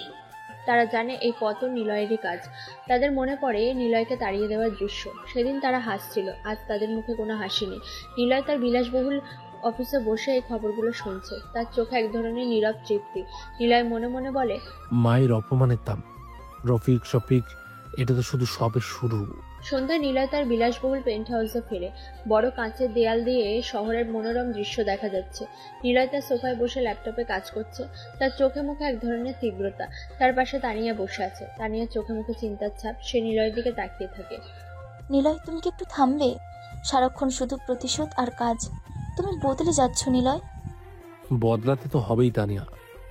ওরা আমাকে কি করে দিয়েছিল মনে নেই তোমার? আমি তো শুধু প্রাপ্যটা ফিরিয়ে নিচ্ছি। নিলয় শোনো, হ্যাঁ, ওরা তোমার সাথে অন্যায় করেছে, কিন্তু এভাবে কাউকে ধ্বংস করে দিলে কি তুমি শান্তি পাবে? ওরা এখন পথে বসেছে। এত ঘৃণা পুষে রেখে তুমি ভালো থাকবে? শান্তি? তুমি জানো না শান্তি কাকে বলে তানিয়া। আমার মা যখন মৃত্যুর সাথে লড়ছিলেন আর ওরা আমাকে তাড়িয়ে দিয়েছিল, তখন কোথায় ছিল এই মানবিকতা? ওরা যে আমার মায়ের জীবন ঝুঁকিতে ফেলেছিল, তার জন্য কি তাদের কোনো শাস্তি হবে না? তানিয়া নিলয়ের হাত ধরে। শাস্তি হোক, কিন্তু এভাবে তাদের শেষ করে দেওয়া। তুমি তো এরকম ছিলে না নিলয়। তুমি দয়ালু ছিলে, সহানুভূতিশীল ছিলে। এত প্রতিশোধ তোমাকে একজন ভালো মানুষ থেকে দূরে সরিয়ে দিচ্ছে। তার চোখ ছলছল করে ওঠে। নিলয় তার হাত সরিয়ে নেয়। আমি এখন সেই পুরনো নিলয় নই তানিয়া। সেই নিলয়কে তো ওরা মেরে ফেলেছে। এই নতুন নিলয় শুধু প্রতিশোধ বোঝে। তানিয়া উঠে দাঁড়ায়। তার চোখে হতাশা। তুমি কি বলছো? তাহলে কি আমাদের ভালোবাসা, আমাদের স্বপ্ন, সবকিছুর দাম নেই? তুমি কি আমাকেও ভুলে যাবে যখন তোমার প্রতিশোধ শেষ হবে? নিলয় চমকে ওঠে। সে তানিয়ার দিকে তাকায়। তার চোখে এক ধরনের অনুশোচনা। না তানিয়া, কখনো না। তুমি আমার সব। তোমার জন্যই তো আমি এত দূর এসেছি। তাহলে কেন তুমি এমন করছো? কেন তুমি এতটা কঠোর হয়ে যাচ্ছ? আমি সেই নিলয়কে ফিরে পেতে চাই যে আমাকে কথা দিয়েছিল। নিলয় দীর্ঘশ্বাস ফেলে। আমি বুঝতে পারছি তানিয়া, কিন্তু এই আগুনটা আমার ভিতরে বহু বছর ধরে চলছে। এটা সহজে নিভবে না। তানিয়া কাছে এসে নিলয়কে জড়িয়ে ধরে। আমি জানি কষ্ট আছে, কিন্তু আমাকেও তোমার পাশে থাকতে দাও। আমি তোমাকে পথ দেখাবো। নিলয়, তুমি মানবিক হও, সেটাই আমি চাই। নিলয় তাকে ধরে রাখে। তার মনে এক দ্বন্দ্ব শুরু হয়। ঠিক আছে তানিয়া, শান্ত হও। আমি চেষ্টা করবো এসব ছেড়ে দিতে। তানিয়া এবার নিলয়ের কোলে উঠে বসে কাঁদো গলায় বলে, সত্যি বলছো তো? দেখো, সে নিলয়কে যে আমাকে খুব ভালোবাসতো, আজ তুমিও যদি এইভাবে প্রতিশোধ নাও, তাহলে তাদের আর তোমার মধ্যে পার্থক্য কি থাকবে বলো? একটু ভেবে দেখো। আমি তো ওই পার্থক্য থাকা নিলয়কে চাই। আরে বাহ, আমার তানিয়া ম্যাডাম দেখছি খুব বুদ্ধিমতী হয়ে গেছে। ঠিক আছে মেরিজান, আমি এই বিষয়ে ভেবে দেখব। এবার কান্না থামো তো। ঠিক আছে, থামলাম।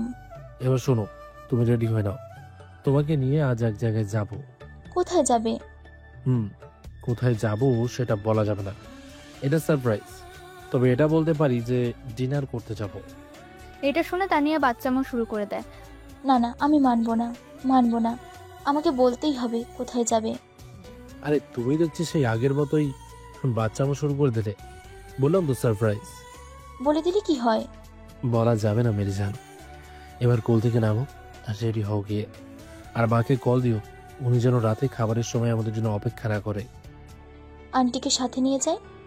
না, মা ওইসব পছন্দ করবে না। আর ওখানে বিজনেসম্যানরা আসবে, আর কেউই তাদের মাকে নিয়ে আসবে না, বুঝতে পারছো তো? একদম বুঝে গেছি। প্রতিশোধের আগুন আর তানিয়ার ভালোবাসার কোমলতা, কোনটা বেছে নেবে সে পুরোপুরি প্রভাবিত না হলেও তানিয়ার কথা তার মনে এক গভীর দাগ কাটে। তাদের মধ্যে এই নিয়ে ছোটখাটো মতবিরোধ হয়, কিন্তু তাদের ভালোবাসা আরও গভীর হয়। রাতে ঢাকার একটি অভিজাত হোটেলের বিশাল ডাইনিং হল, এক বড় কর্পোরেট ডিনার পার্টি চলছে। ঝলমলে আলোয় পুরো হল ঝলমল করছে। সমাজের গণ্যমান্য ব্যক্তি, ব্যবসায়ী এবং উচ্চপদস্থ কর্মকর্তারা উপস্থিত। নীলয় তার চকচকে স্যুট পরে তানিয়ার হাত ধরে হেঁটে আসছে।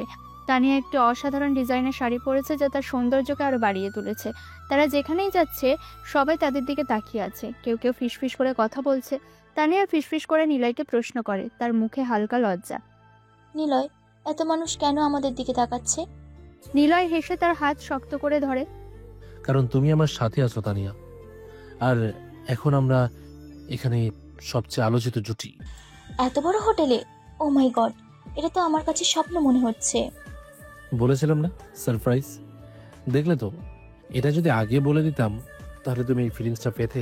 তারা একটি টেবিলে বসে। কিছুক্ষণ পর সেখানে মায়া, নিলয়ের প্রাক্তন প্রেমিকা, এক গ্লাস শ্যাম্পেন হাতে তাদের টেবিলের দিকে এগিয়ে আসে। তার পরনে একটি উগ্র ডিজাইনের গাউন, তার চোখে ঈশ্বর স্পষ্ট। সে একসময় নিলয়কে তাচ্ছিল্য করেছিল, আজ নিলয়ের পাশে তানিয়াকে দেখে তার বুক ফেটে যাচ্ছে। মায়া মিষ্টি এসে নিলয়ের দিকে হাত বাড়িয়ে দেয়, তার কণ্ঠ কৃত্রিম। নিলয়, কি খবর? কতদিন পর দেখা। নিলয় মায়ার দিকে তাকায়, তার চোখে কোনো উষ্ণতা নেই। সে শুধু সৌজন্যমূলকভাবে হাত মেলায়। ভালো আছো মায়া, তুমি কেমন আছো? মায়া তানিয়ার দিকে তাকায়, তার চোখে এক ধরনের অবজ্ঞা। তুমিই বুঝি নিলয়ের নতুন বান্ধবী? দেখতে তো বেশ সাধারণ। তানিয়া শান্তভাবে মায়ের দিকে তাকায়। আমি নিলয়ের বান্ধবী নই, আমি তার জীবন সঙ্গিনী। আর সাধারণ হওয়ার কোনো সমস্যা নেই মায়া। নিলয়ের ঠোঁটে এক টুকরো হাসি ফোটে। সে তানিয়ার হাত শক্ত করে ধরে। তানিয়া ঠিকই বলেছে মায়া, আর মানুষ কতটা সাধারণ তা তার পোশাক দিয়ে বিচার করা যায় না। মায়ার মুখটা লাল হয়ে যায়। সে নিলয়ের দিকে ফিরে আসে, তার কণ্ঠস্বর আরো নরম করে। আহা নিলয়, তুমি তো দেখছি অনেক বদলে গেছো। আগে তো এত রোমান্টিক ছিলে না। মনে আছে আমাদের পুরনো দিনের কথা? আমরা কত মজা করতাম। সে নিলয়ের বাহুতে হাত রাখার চেষ্টা করে। নিলয় দ্রুত তার হাত সরিয়ে নেয়। আমার পুরনো দিনের কথা আমার বেশ মনে আছে মায়া, আমি সেদিনগুলো ভুলিনি। আর হ্যাঁ, আমি আগের চেয়ে অনেক বেশি রোমান্টিক হয়েছি, কারণ আমার জীবনে তানিয়া এসেছে। নিলয় সবার সামনে তানিয়ার হাতটা নিজের হাতে শক্ত করে ধরে এবং তানিয়ার হাতের উপর চুমু খায়। তানিয়া অবাক হয়, তার চোখ উজ্জ্বল হয়ে ওঠে, তার মুখে এক ঝলক হাসি ফুটে ওঠে। মায়া অপমানিত বোধ করে, তার মুখ ক্রোধে লাল হয়ে যায়। সে কোনো কথা বলতে না পেরে শ্যাম্পেনের গ্লাসটা টেবিলে রেখে দ্রুত সেখান থেকে চলে যায়। সে চলে যাওয়ার সময় নিলয় আর তানিয়াকে নিয়ে ফিসফিসানি শোনা যায়। নিলয় হাসে, তানিয়া নিলয়ের দিকে তাকিয়ে হাসে। আমি ঠিক আছি নিলয়, তুমি আমাকে অবাক করে দাও মাঝে মাঝে। নিলয় তার হাত আরো শক্ত করে ধরে। আজ থেকে কেউ তোমাকে সাধারণ বলতে পারবে না তানিয়া, তুমি আমার রানী। তারা একে অপরের দিকে তাকিয়ে হাসে, তাদের চোখে গভীর ভালোবাসা। এই ঘটনা তাদের সম্পর্কের বাঁধনকে আরো দৃঢ় করে তোলে এবং প্রমাণ করে নিলয় তার অতীতে আটকে নেই, বরং তার বর্তমান আর ভবিষ্যৎ জুড়ে শুধুই তানিয়া। এদিকে ঢাকার এক অন্ধকার বিলাসবহুল অ্যাপার্টমেন্ট। ঘরের চারপাশে দামি ফার্নিচার, কিন্তু আলো খুব কম। টেবিলের উপর মদের বোতল আর সিগারেট। রফিক এবং শফিক, নিলয়ের চাচাতো ভাইয়েরা, এখন প্রায় সর্বশান্ত। তাদের মুখ চিন্তায় কালো। তাদের সামনে বসে আছে ডক্টর হাসান এবং ডক্টর আলম, যারা এখন হাসপাতালে দুর্নীতিতে জড়িত থাকার কারণে সাময়িক বরখাস্ত এবং আর্থিক ক্ষতির সম্মুখীন। তাদের মুখেও ক্রোধ আর প্রতিহিংসার ছাপ স্পষ্ট। রফিক বোতল থেকে গ্লাসে মদ ঢালতে ঢালতে বলে, সব শেষ হয়ে গেল। নিলয় আমাদের সাথে বসিয়ে দিল, নিলয় আমাদের পথে বসিয়ে দিল। এই টাকা, এই প্রভাব সব কেড়ে নিল। তার কণ্ঠে অসহায় ক্রোধ। শফিক টেবিলের উপর ঘুষি মেরে ওঠে। ওর এত সাহস কি করে হয়? ও একটা সামান্য ভিখারি ছিল, আমাদের কাছে সাহায্য চাইতে এসেছিল। ডক্টর হাসান ঠান্ডা গলায় বলেন, সরাসরি নয়, ওর দুর্বল জায়গায় চুপ করুন আপনারা, কেঁদে কি হবে? আমরা সবাই একই নৌকার যাত্রী। নিলয় আমাদের সবার জীবন নষ্ট করেছে। ডক্টর আলম উত্তেজিত হয়ে বলেন, ওর অহংকার আমরা ভেঙে দেব, কিন্তু কিভাবে? ওর কাছে এখন এত ক্ষমতা, এত প্রভাব, ওর সাথে সরাসরি লড়া যাবে না। রফিক এক ঝলক হাসে। রফিকের চোখ শফিকের দিকে যায়। শফিক কৌতূহলী দৃষ্টিতে তাকায়। কিসের দুর্বল জায়গা? ওর তো সবকিছু এখন শক্তিশালী। ডক্টর হাসান রহস্যময়ভাবে বলেন, ওর আচিল সিল, ওর শক্তি যেখানে দুর্বলতা সেখানেই লুকিয়ে থাকে। রফিক মদের গ্লাস নামিয়ে রাখে। আমার মনে হয় ওর দুর্বল জায়গা হলো তানিয়া।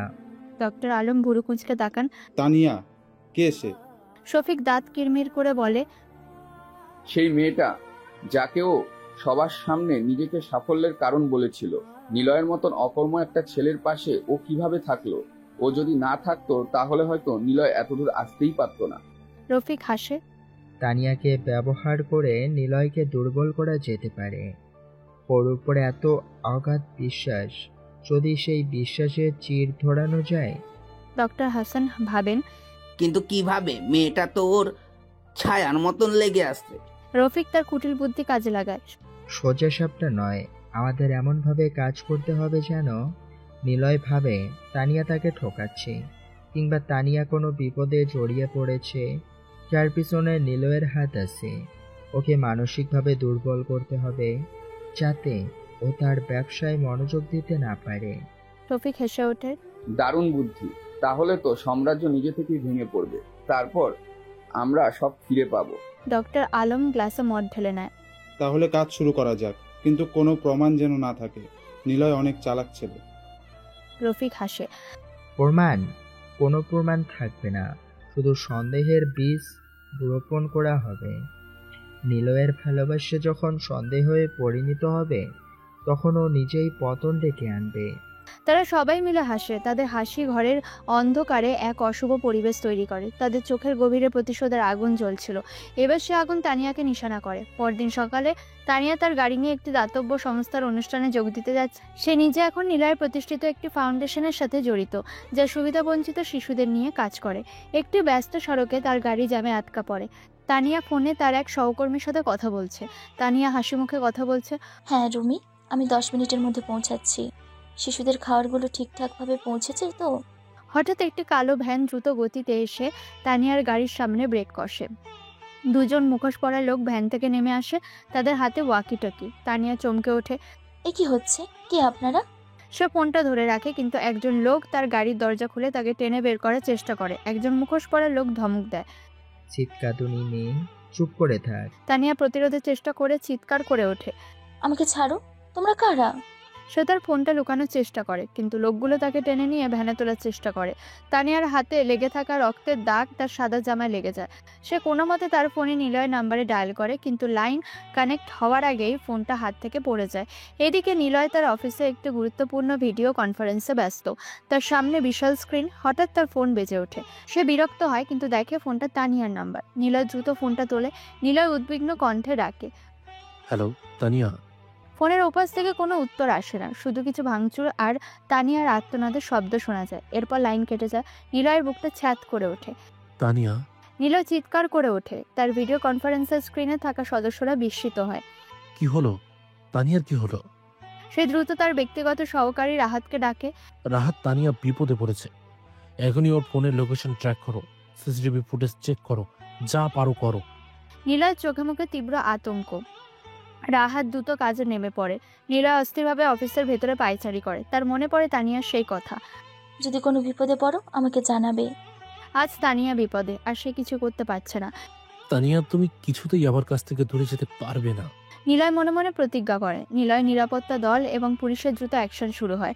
শহরের প্রতিটি সিসিটিভি ক্যামেরা স্ক্যান করা হয়। নিলয় নিজে তার প্রাইভেট জেট প্রস্তুত রাখতে বলে। প্রয়োজনে সে নিজেই অভিযানে নামবে। তার মুখে কঠোরতা, চোখে জ্বলন্ত আগুন। সে তার প্রতিশোধের কথা ভুলে যায়। তার একটাই লক্ষ্য, তানিয়াকে ফিরিয়ে আনা। অনেক খোঁজাখুঁজির পর একটি পরিত্যক্ত গুদামের সন্ধান মেলে। নিলয় সেখানে সবার আগে পৌঁছায়। ভেতরে তানিয়াকে হাত পা বাঁধা অবস্থায় দেখে তার বুকটা ছিঁড়ে যায়। নিলয় চিৎকার করে ওঠে। তানিয়া, মুখোশ পরে লোকগুলো বন্দুক তাক করে। আর এক পায়ে গলে মেয়েটার মাথার খুলি উড়িয়ে যাবে। নিলয় কোনো ভয় পায় না। সে সরাসরি এগিয়ে যায়। তার নিরাপত্তা দল পিছন থেকে এসে লোকগুলোকে ধরে ফেলে।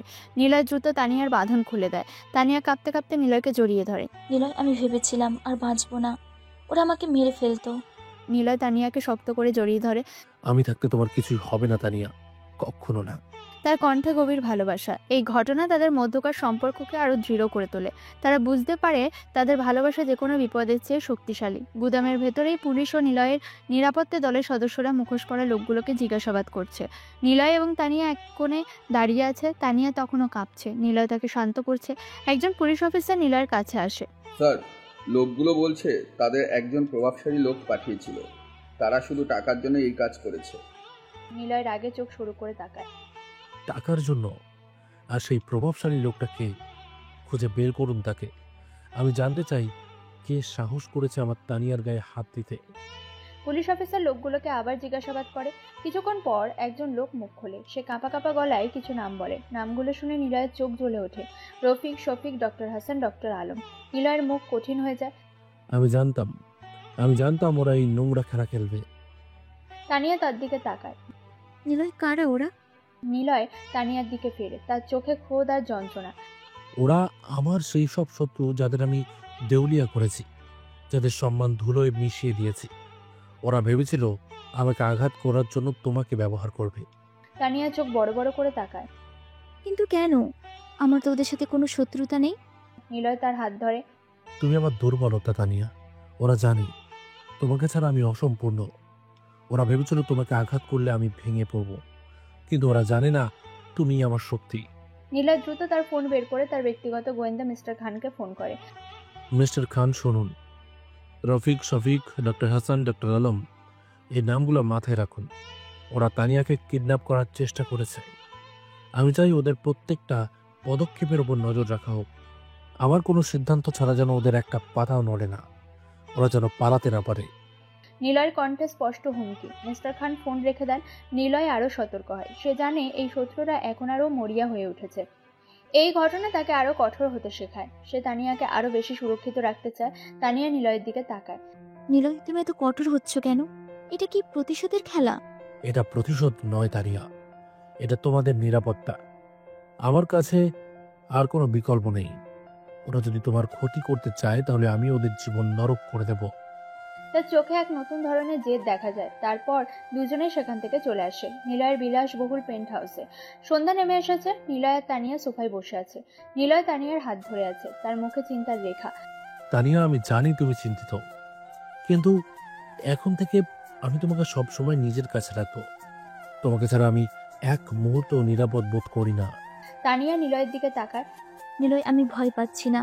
আমি জানি তুমি আমার পাশে আছো, কিন্তু এভাবে আর কতদিন চলবে? এই ষড়যন্ত্রের শেষ কোথায়?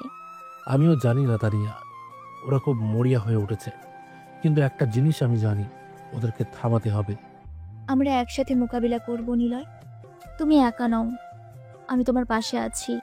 তুমি আমাকে দুর্বল ভেবো না, তোমাকে আমার শক্তি ভেবো। নিলয় তানিয়ার দিকে তাকায়। তার চোখে এক নতুন ঝলক। তুমি আমার শক্তি তানিয়া, তুমি আমার একমাত্র অবলম্বন। তারা একসাথে ষড়যন্ত্রকারীদের মোকাবিলা করার পরিকল্পনা করে। নিলয় তার নিরাপত্তা ব্যবস্থা আরো জোরদার করে। তার সব ব্যবসায়িক ডিলগুলো আরো সুরক্ষিত করে তোলে। তানিয়া তাকে এই কাজে সাহায্য করে, তাকে নতুন নতুন আইডিয়া দেয়। তানিয়া বলে, ওরা যদি তোমাকে মানসিকভাবে দুর্বল করতে চায়, তাহলে আমাদের দেখতে হবে যে আমরা কতটা শক্তিশালী। আমরা যেন কোনোভাবেই ভেঙে না পড়ি। হ্যাঁ, তুমি ঠিক বলেছ। আমরা ওদের কাছে প্রমাণ করব আমাদের ভালোবাসা ওদের সব ষড়যন্ত্রের চেয়ে শক্তিশালী। তারা হাসে। তাদের মধ্যে এক গভীর বিশ্বাস এবং নির্ভরতা তৈরি হয়, যা তাদের কঠিন সময়ে শক্তি যোগায়। নিলয় তানিয়ার হাত ধরে। তুমি বলেছিলে এসব ছেড়ে দিতে, এবার দেখলে তো, আমি যদি ছেড়ে দেই তাহলে ওরা আমাদের শেষ করে দেবে। হ্যাঁ বলেছিলাম, কিন্তু এইরকমটা হবে ভাবতেও পারিনি। এই কঠিন পথটা আমরা একসাথে হাঁটবো তানিয়া। তুমি আমার পাশে থাকলে আমি যে কোনো যুদ্ধ জিততে পারবো। তানিয়া তার মাথা নিলয়ের কাঁধে রাখে। আমরা জিতবো নিলয়, আমাদের ভালোবাসা জিতবে। বাইরে রাতের আকাশ, শহরের আলো ঝলমল করছে। তাদের ঘরের ভেতরে নিলয় আর তানিয়ার চোখে এক নতুন প্রতিজ্ঞা, এক নতুন শক্তি। তাদের ভালোবাসার বাঁধন এখন আরো অটুট। তারা জানে সামনে আরো কঠিন সময় আসতে পারে, কিন্তু তারা প্রস্তুত। কিছুদিন পর নিলয় তার চাচাতো ভাইদের বিরুদ্ধে চূড়ান্ত পদক্ষেপ নেয় এবং তানিয়ার সাথে তার ভালোবাসার গভীর প্রকাশ ঘটে। একটি আদালতের কক্ষ লোকারণ্য, সাংবাদিকরা ছবি তুলতে ব্যস্ত। আসামির কাঠগড়ায় দাঁড়িয়ে আছে নিলয়ের চাচাতো ভাই রফিক এবং শফিক। তাদের চেহারা ফ্যাকাশে, চোখে চরম হতাশা। তাদের পরনে মলিন পোশাক। একসময় দাপুটে ব্যবসায়ী থেকে তারা আজ পথের ভিখারি। বিচারকের আসন থেকে গম্ভীর কণ্ঠস্বর ভেসে আসে। রফিক চিৎকার করে ওঠে, এসব মিথ্যা, আমরা নির্দোষ, নিলয় আমাদের ফাঁসিয়েছে। শফিক দেওয়ালের দিকে ধসে পড়ে। শেষ, সব শেষ, আমাদের জীবনটা শেষ হয়ে গেল। আদালত কক্ষে তখন পিন পতন নীরবতা। রফিক আর শফিককে পুলিশ ধরে নিয়ে যায়। তাদের চোখে প্রতিশোধের আগুন নিভে গেছে। এখন শুধু ভয় আর অসহায়ত্ব। নিলয়ে আদালতের ভিআইপি গ্যালারিতে বসে এই দৃশ্য দেখছে। তার চোখে মুখে কোনো উল্লাস নেই, শুধু এক ধরনের বিষণ্ণতা আর চাপা কষ্ট। তার পাশে তার ব্যক্তিগত আইনজীবী মিস্টার রহমান এবং চিফ ফিনান্সিয়াল অফিসার মিসেস এমা বসে আছেন। মিস্টার রহমান বলেন, নিলয় সাহেব, আপনার চাচাতো ভাইয়ের বিচার হয়ে গেল, আপনার প্রতিজ্ঞা পূরণ হলো। নিলয় দীর্ঘশ্বাস ফেলে। প্রতিজ্ঞা পূরণ হলো মিস্টার রহমান, কিন্তু এই বিজয়ের কোনো স্বাদ নেই। ওরা আমার পরিবারেরই অংশ ছিল। তার কণ্ঠস্বর শান্ত, কিন্তু তার চোখে এক গভীর শূন্যতা। মিসেস এমা নিলয়ের দিকে তাকান। কিন্তু স্যার, ওরা আপনার সাথে যা করেছে তার জন্য তো শাস্তি প্রাপ্য ছিল। নিলয় উঠে দাঁড়ায়। হ্যাঁ, প্রাপ্য ছিল, কিন্তু আমার মাও আজ এই দৃশ্য দেখে খুশি হতেন না। তিনি সবসময় শান্তি আর ক্ষমা চেয়েছেন। বলে নিলয় সেখান থেকে বেরিয়ে আসে। বাসায় এসে সে তার মায়ের কাছে যায়। মা, আমি পেরেছি। ডাক্তারদের এবং হাসপাতালকে শাস্তি দেওয়া হয়েছে, আর রফিক ভাই, শফিক ভাই, তাদেরও বিচার হয়ে গেছে। মায়ের চোখে জল আসে। তিনি নিলয়ের হাতটা আরো শক্ত করে ধরেন। বাবা, আমি জানি তুই আমার জন্য সব করেছিস, কিন্তু ওদের এমন পরিণতি আমি তো চাইনি। আমিও চাইনি মা, কিন্তু ওরা আমার ওপর আঘাত হেনেছিল, তোমাকে বিপদে ফেলেছিল। আমাকে বাধ্য হয়েই এসব করতে হয়েছে। মাথা নেড়ে মা বলেন, আমি জানি বাবা, তুই শুধু শান্তিতে থাক। আমার একটাই চাওয়া, তোর জীবনে যেন আর কোনো কষ্ট না আসে। নিলয় মায়ের কপালে চুমু খায়। তোমার দোয়া আমার সাথে থাকলে কোনো কষ্ট আমাকে ছুঁতে পারবে না মা। আমি তোমাকে কথা দিয়েছিলাম সুস্থ করে তুলব। দেখো, তুমি এখন ভালো আছো। মা হাসেন। হ্যাঁ বাবা, আমি ভালো আছি। তুই যে ফিরে এসেছিস সেটাই আমার কাছে সবচেয়ে বড় শান্তি। নিলয় তার মায়ের মুখের দিকে তাকিয়ে দেখে তার মুখে যে হাসি ফুটেছে তার মূল্য পৃথিবীর কোনো কিছুর সঙ্গে তুলনীয় নয়। তার দীর্ঘদিনের প্রতিশোধের স্পৃহা আজ শান্ত হয়েছে, কিন্তু তার মনে এক নতুন উদ্দেশ্য দানা বাঁধছে। মায়ের মুখে হাসি বজায় রাখা এবং তানিয়ার সাথে সুখী জীবন গড়া। নিলয়ের বিলাসবহুল পেন্ট হাউসে বিশাল বারান্দা। শহরের ঝলমলে আলো নিচে দেখা যাচ্ছে। নিলয়কে ছাড়া সে চলতেই পারে না। নিলয় এবং তানিয়া দুজন মুখোমুখি বসে আছে, তাদের হাতে কফির মগ। তারাদের আলোতে তানিয়ার মুখ আরও মায়াবী লাগছে। তাদের চোখে মুখে এখন আর কোনো ভয় বা দুশ্চিন্তা নেই, আছে শুধু একে অপরের প্রতি গভীর ভালোবাসা আর নির্ভরতা। আচ্ছা নিলয়, তোমার কি মনে আছে সেই দিনটার কথা, যেদিন তুমি দেশ ছাড়ছিলে? আমার মনে হয়েছিল তুমি বুঝি আর ফিরবে না, আর ফিরলেও হয়তো আমাকে ভুলে যাবে। নিলয় হাসে, তানিয়ার হাতটা ধরে। ভুলে যাব? তুমি তো ছিলে আমার বেঁচে থাকার একমাত্র কারণ তানিয়া। তোমার কথাগুলো আমার কানে প্রতি মুহূর্তে বাজত। আমি জানি তুমি পারবে। এই শব্দগুলোই আমাকে অন্ধকারে আলো দেখিয়েছিল। আর তুমি যখন লন্ডনে গিয়েছিলে তখন আমি ভাবতাম, কোথায় আছো, কি করছো, কেমন আছো, বেঁচে আছো তো? তোমার মেসেজগুলো না পেয়ে আমি মনে হয় পাগল হয়ে যেতাম। তোমার মেসেজগুলোই ছিল আমার অক্সিজেন তানিয়া। যখন আমি লন্ডনের রাস্তায় আশ্রয়হীন ছিলাম, বা যখন ডিশ ধোয়ার কাজ করতাম, তখন শুধু তোমার মেসেজগুলো পড়তাম আর তোমার ছোট ছবিটা দেখতাম, এবং স্বপ্ন দেখতাম একদিন এই সব কষ্টের শেষ হবে আর তুমি আমার পাশে থাকবে। তানিয়া একটু দুষ্টুমি করে হাসে। আচ্ছা, এত বড় কোটিপতি হয়ে গেছো, এখন তো তোমার অনেক সুন্দরী মেয়েদের সাথে পরিচয় হয়, তাদের সাথে প্রেম করো না কেন? নিলয় তানিয়ার দিকে ঝুঁকে আসে, তার চোখে গভীর ভালোবাসা। সুন্দর তো অনেকেই হয় তানিয়া, কিন্তু মনের সৌন্দর্য কজনের থাকে? তোমার মতো নিষ্পাপ মন আর কারণ নেই। আর শোনো, তুমি যদি চাও এখনই এই বারান্দা থেকে ঝাঁপ দিতে পারি। তোমার চেয়ে বেশি সুন্দর কেউ পৃথিবীতে নেই। তানিয়া হেসে ওঠে, নিলয়ের বাহুতে আলতো করে ঘুষি মারে। এই কি বলছো এসব? পাগল নাকি? তোমার জন্য পাগল হতেও রাজি আছি তানিয়া। তুমি কি জানো না তুমি আমার কাছে কতটা মূল্যবান? আমি যখন তোমার হাত ধরে মঞ্চে উঠেছিলাম তখন আমার মনে হয়েছিল আমি সব কিছু জয় করে ফেলেছি। তানিয়া লাজ্জুক হাসে। আমারও সেদিন বিশ্বাস হচ্ছিল না। আমি ভেবেছিলাম তুমি আমাকে চিনতেই পারবে না, কিন্তু তুমি সে সবার সামনে আমাকে স্বীকৃতি দিলে। আমার চোখ দিয়ে তখন আনন্দের জল ঝরছিল। নিলয় তানিয়ার হাত ধরে নিজের ঠোঁটে ছোঁয়ায়। তুমি আমার সব সাফল্যের কারণ তানিয়া। আমার এই বিশাল সাম্রাজ্য, আমার যত অর্জন, সব কিছুই তোমার। তোমার কি কোনো স্বপ্ন নেই তানিয়া? আমাকে বলো, আমি পূরণ করব। তানিয়া আকাশের দিকে তাকায়। আমার একটাই স্বপ্ন নিলয়, তোমার পাশে শান্তিতে থাকা, তোমার হাসি মুখ দেখা, আর আমরা যেন সবসময় একে অপরের পাশে থাকি। নিলয় তানিয়াকে নিজের আরো কাছাকাছি টেনে নেয়। আমরা সবসময় একে অপরের পাশে থাকবো তানিয়া, সারা জীবন। তুমি শুধু আমার হয়ে থাকবে। তারা একে অপরের দিকে তাকিয়ে হাসে। তাদের মুখে ভবিষ্যতের স্বপ্ন, তাদের চোখে ভালোবাসার গভীর প্রকাশ। এই মুহূর্তে তাদের মনে কোনো দুঃখ নেই, শুধু অপার শান্তি। পরের দিন নিলয়ের বিলাসবহুল অফিসের বিশাল কক্ষ। ডেস্কের উপর সাজানো আছে দেশের মানচিত্র, বিভিন্ন শিল্পক্ষেত্রের পরিকল্পনা। নিলয় গভীর মনোযোগে সেই মানচিত্র দেখছে।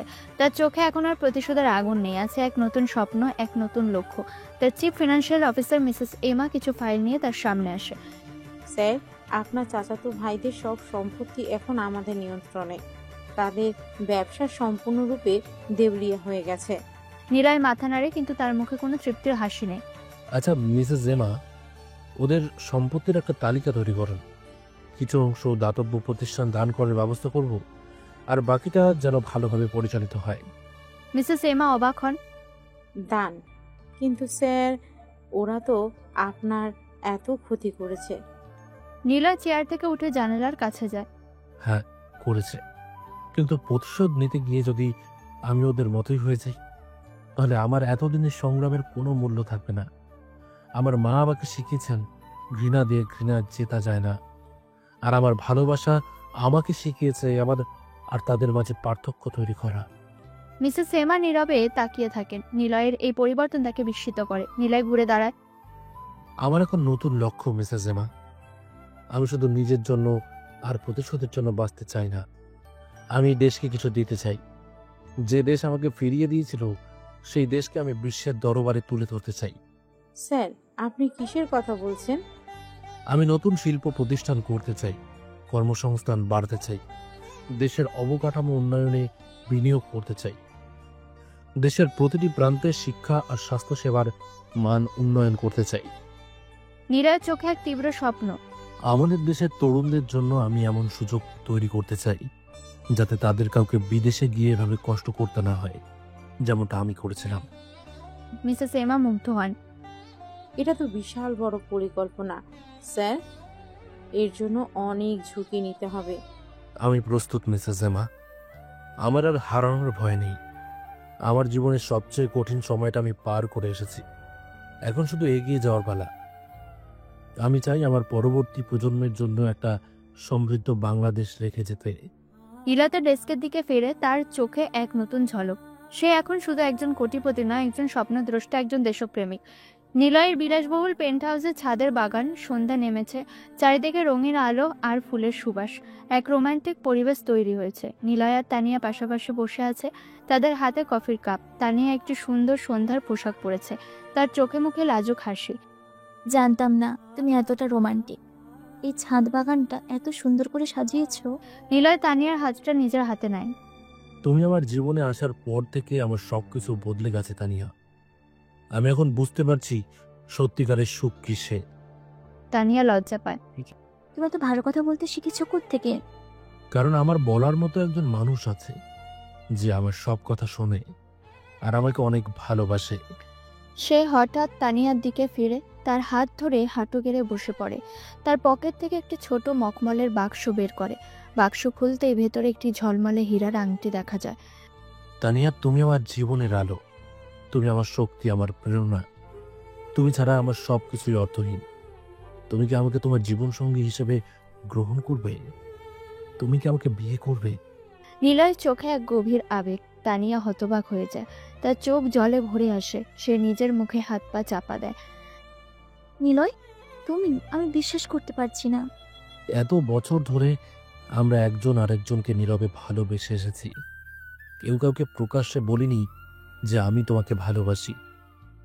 বিশ্বাস করো তানিয়া, আজ বলছি, আমি তোমাকে ভালোবাসি। আমি আমার বাকি জীবনটা শুধু তোমার সাথে কাটাতে চাই। তোমার কি আমার সাথে থাকতে কোনো আপত্তি আছে? তানিয়া নিজেকে ধরে রাখতে পারে না, সে কেঁদে ফেলে, কিন্তু সেই অশ্রু আনন্দে। হ্যাঁ নিলয়, 100 বার হ্যাঁ। আমি তোমাকে বিয়ে করব। আমিও তোমাকে ভালোবাসি, অনেক বেশি ভালোবাসি। নিলয় হেসে উঠে তানিয়ার আঙুলে আংটি পরিয়ে দেয়। এরপর উঠে দাঁড়িয়ে তানিয়াকে শক্ত করে জড়িয়ে ধরে। তারা একে অপরের ঠোঁটে চুমু খায়। তাদের এই মুহূর্তটা চাঁদের আলোয় ঝলমল করে ওঠে। পরদিন তানিয়া তার মা ফাতেমা বেগম এবং বাবা আহমেদ সাহেবের সাথে বসে আছে। নিলয়ও তাদের সামনে বসে আছে, তার মুখে হাসি। ফাতেমা বেগম বলেন, আমি জানতাম নিলয় একদিন ফিরবে, আর আমি জানতাম সে তানিয়াকে কখনো ভুলবে না। বাবা নিলয়, তানিয়া তোমার জন্য কত অপেক্ষাই না করেছে, কতগুলো বিয়ে ভেঙে দিয়েছে। কিছু বললে শুধু একটা কথাই বলতো, আমার নিলয় একদিন ফিরে আসবে। আমি তাকেই ভালোবাসি আর তাকেই বিয়ে করব। আমি সারা জীবন তার জন্য অপেক্ষা করব। তার চোখে আনন্দাশ্রু। আহমেদ সাহেব বলেন, নিলয়, তুমি তানিয়াকে এত সুখ দিয়েছো যা আমরা কল্পনাও করিনি। তোমার মতো একজন ছেলে পেয়ে আমরা ধন্য। নিলয় হাসে। আপনারা শুধু তানিয়াকে নয়, আমাকেও সুখ দিয়েছেন। আমাকে আপনাদের পরিবারের স্বাগত জানানোর জন্য ধন্যবাদ। তানিয়া বলে, মা বাবা, তোমরা জানো না নিলয় আমার জন্য কি করেছে। সে আমার সব কিছু। নিলয়ের মাও, যিনি এখন অনেকটাই সুস্থ, ফোন কলে তানিয়াকে আশীর্বাদ করেন। তাদের পরিবার এই সম্পর্ককে আনন্দের সাথে স্বাগত জানায়। চারিদিকে উৎসবের আমেজ। নিলয় আর তানিয়ার ভালোবাসার নতুন অধ্যায় শুরু হয়। পরের দিন নিলয়ের বিলাসবহুল কর্পোরেট অফিসের মিটিং রুম। বোর্ড মিটিং চলছে। নিলয় তার দলের সদস্যদের সাথে একটি নতুন প্রকল্প নিয়ে আলোচনা করছে। প্রকল্পটি অনেক বড় এবং ঝুঁকিপূর্ণ। দেশের একটি অনুন্মুক্ত অঞ্চলে একটি বিশাল শিল্প পার্ক তৈরি করা। আমরা এই শিল্প পার্কের মাধ্যমে হাজার হাজার মানুষের কর্মসংস্থান তৈরি করব। দেশের জিডিপি বাড়বে, অবকাঠামো শক্তিশালী হবে। একজন বোর্ড সদস্য চিন্তিত মুখে বলেন, স্যার, এই প্রকল্প অনেক বড়। এর জন্য অনেক বড় বিনিয়োগ লাগবে আর ঝুঁকিও অনেক বেশি। ওই অঞ্চলের পরিবেশও এখনও ততটা অনুকূল নয়। আমি জানি স্যার, কিন্তু বড় কিছু করতে হলে বড় ঝুঁকি নিতে হয়। আমি আমার দেশ থেকে এই অন্ধকার দূর করতে চাই। আমি এই চ্যালেঞ্জ নিতে প্রস্তুত। মিসেস এমা বলেন, কিন্তু স্যার, আপনার প্রতিদ্বন্দ্বীরাও নিশ্চুপ বসে নেই। তারা এই সুযোগটা ব্যবহার করতে পারে আপনাকে আঘাত করার জন্য। তাদের আঘাত আমাকে আর ভয় দেখায় না মিসেস এমা। আমার এখন একটাই লক্ষ্য, আমার দেশের উন্নয়ন। আর আমি একা নই। তানিয়া মিটিং রুমের বাইরে নিলয়ের জন্য অপেক্ষা করছে। মিটিং শেষ হতে নিলয় তানিয়ার কাছে আসে। তার মুখে চিন্তার ছাপ স্পষ্ট। মিটিং কেমন হলো? সবাই রাজি হয়েছে? নিলয় দীর্ঘশ্বাস ফেলে। প্রকল্পটি অনেক বড় তানিয়া, অনেক চ্যালেঞ্জ আছে। অনেকেই রাজি নন, কিন্তু আমি পিছু হটব না। তানিয়া নিলয়ের হাত ধরে। আমি জানি তুমি পারবে নিলয়। তোমার মতো সাহস আর জেদ অন্য কারোর নেই। তুমি যখন দেশের জন্য কিছু করার কথা বলো, তখন তোমার চোখ দুটো ঝলমল করে ওঠে। কিন্তু যদি হেরে যাই? হেরে যাবে না, আর হেরে গেল আমি তোমার পাশে থাকবো। মনে আছে, আমরা একসাথে যে কোনো চ্যালেঞ্জ মোকাবিলা করব। তুমি একা নও, আমি তোমার সবচেয়ে বড় শক্তি। নিলয় তানিয়ার দিকে তাকিয়ে হাসে। তার চোখে আবার শক্তি ফিরে আসে। তানিয়ার কথাগুলো তার মনে নতুন করে সাহস যোগায়। তুমি ঠিকই বলেছ তানিয়া, তুমি পাশে থাকলে আমি যে কোনো যুদ্ধ জিততে পারবো। তারা একসাথে নতুন চ্যালেঞ্জ মোকাবিলা করার পরিকল্পনা করে। তানিয়া তাকে বিভিন্ন উপায়ে সমর্থন দেয়, তার গবেষণা কাজে সাহায্য করে।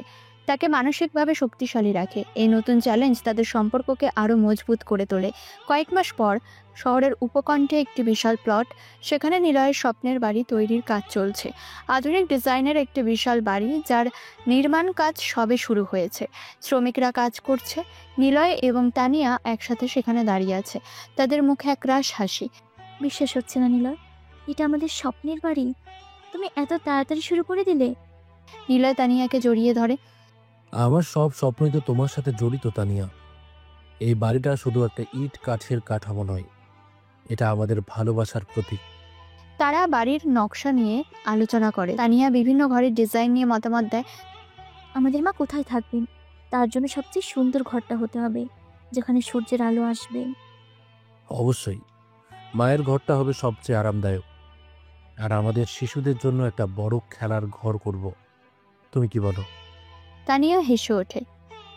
শিশুদের এখানে, তোমার তো সব পরিকল্পনা তৈরি। কেন নয়, আমি একটি সুখী পরিবার চাই তানিয়া। আমার মা, তুমি আর আমাদের সন্তানরা, এইটাই আমার আসল সাম্রাজ্য।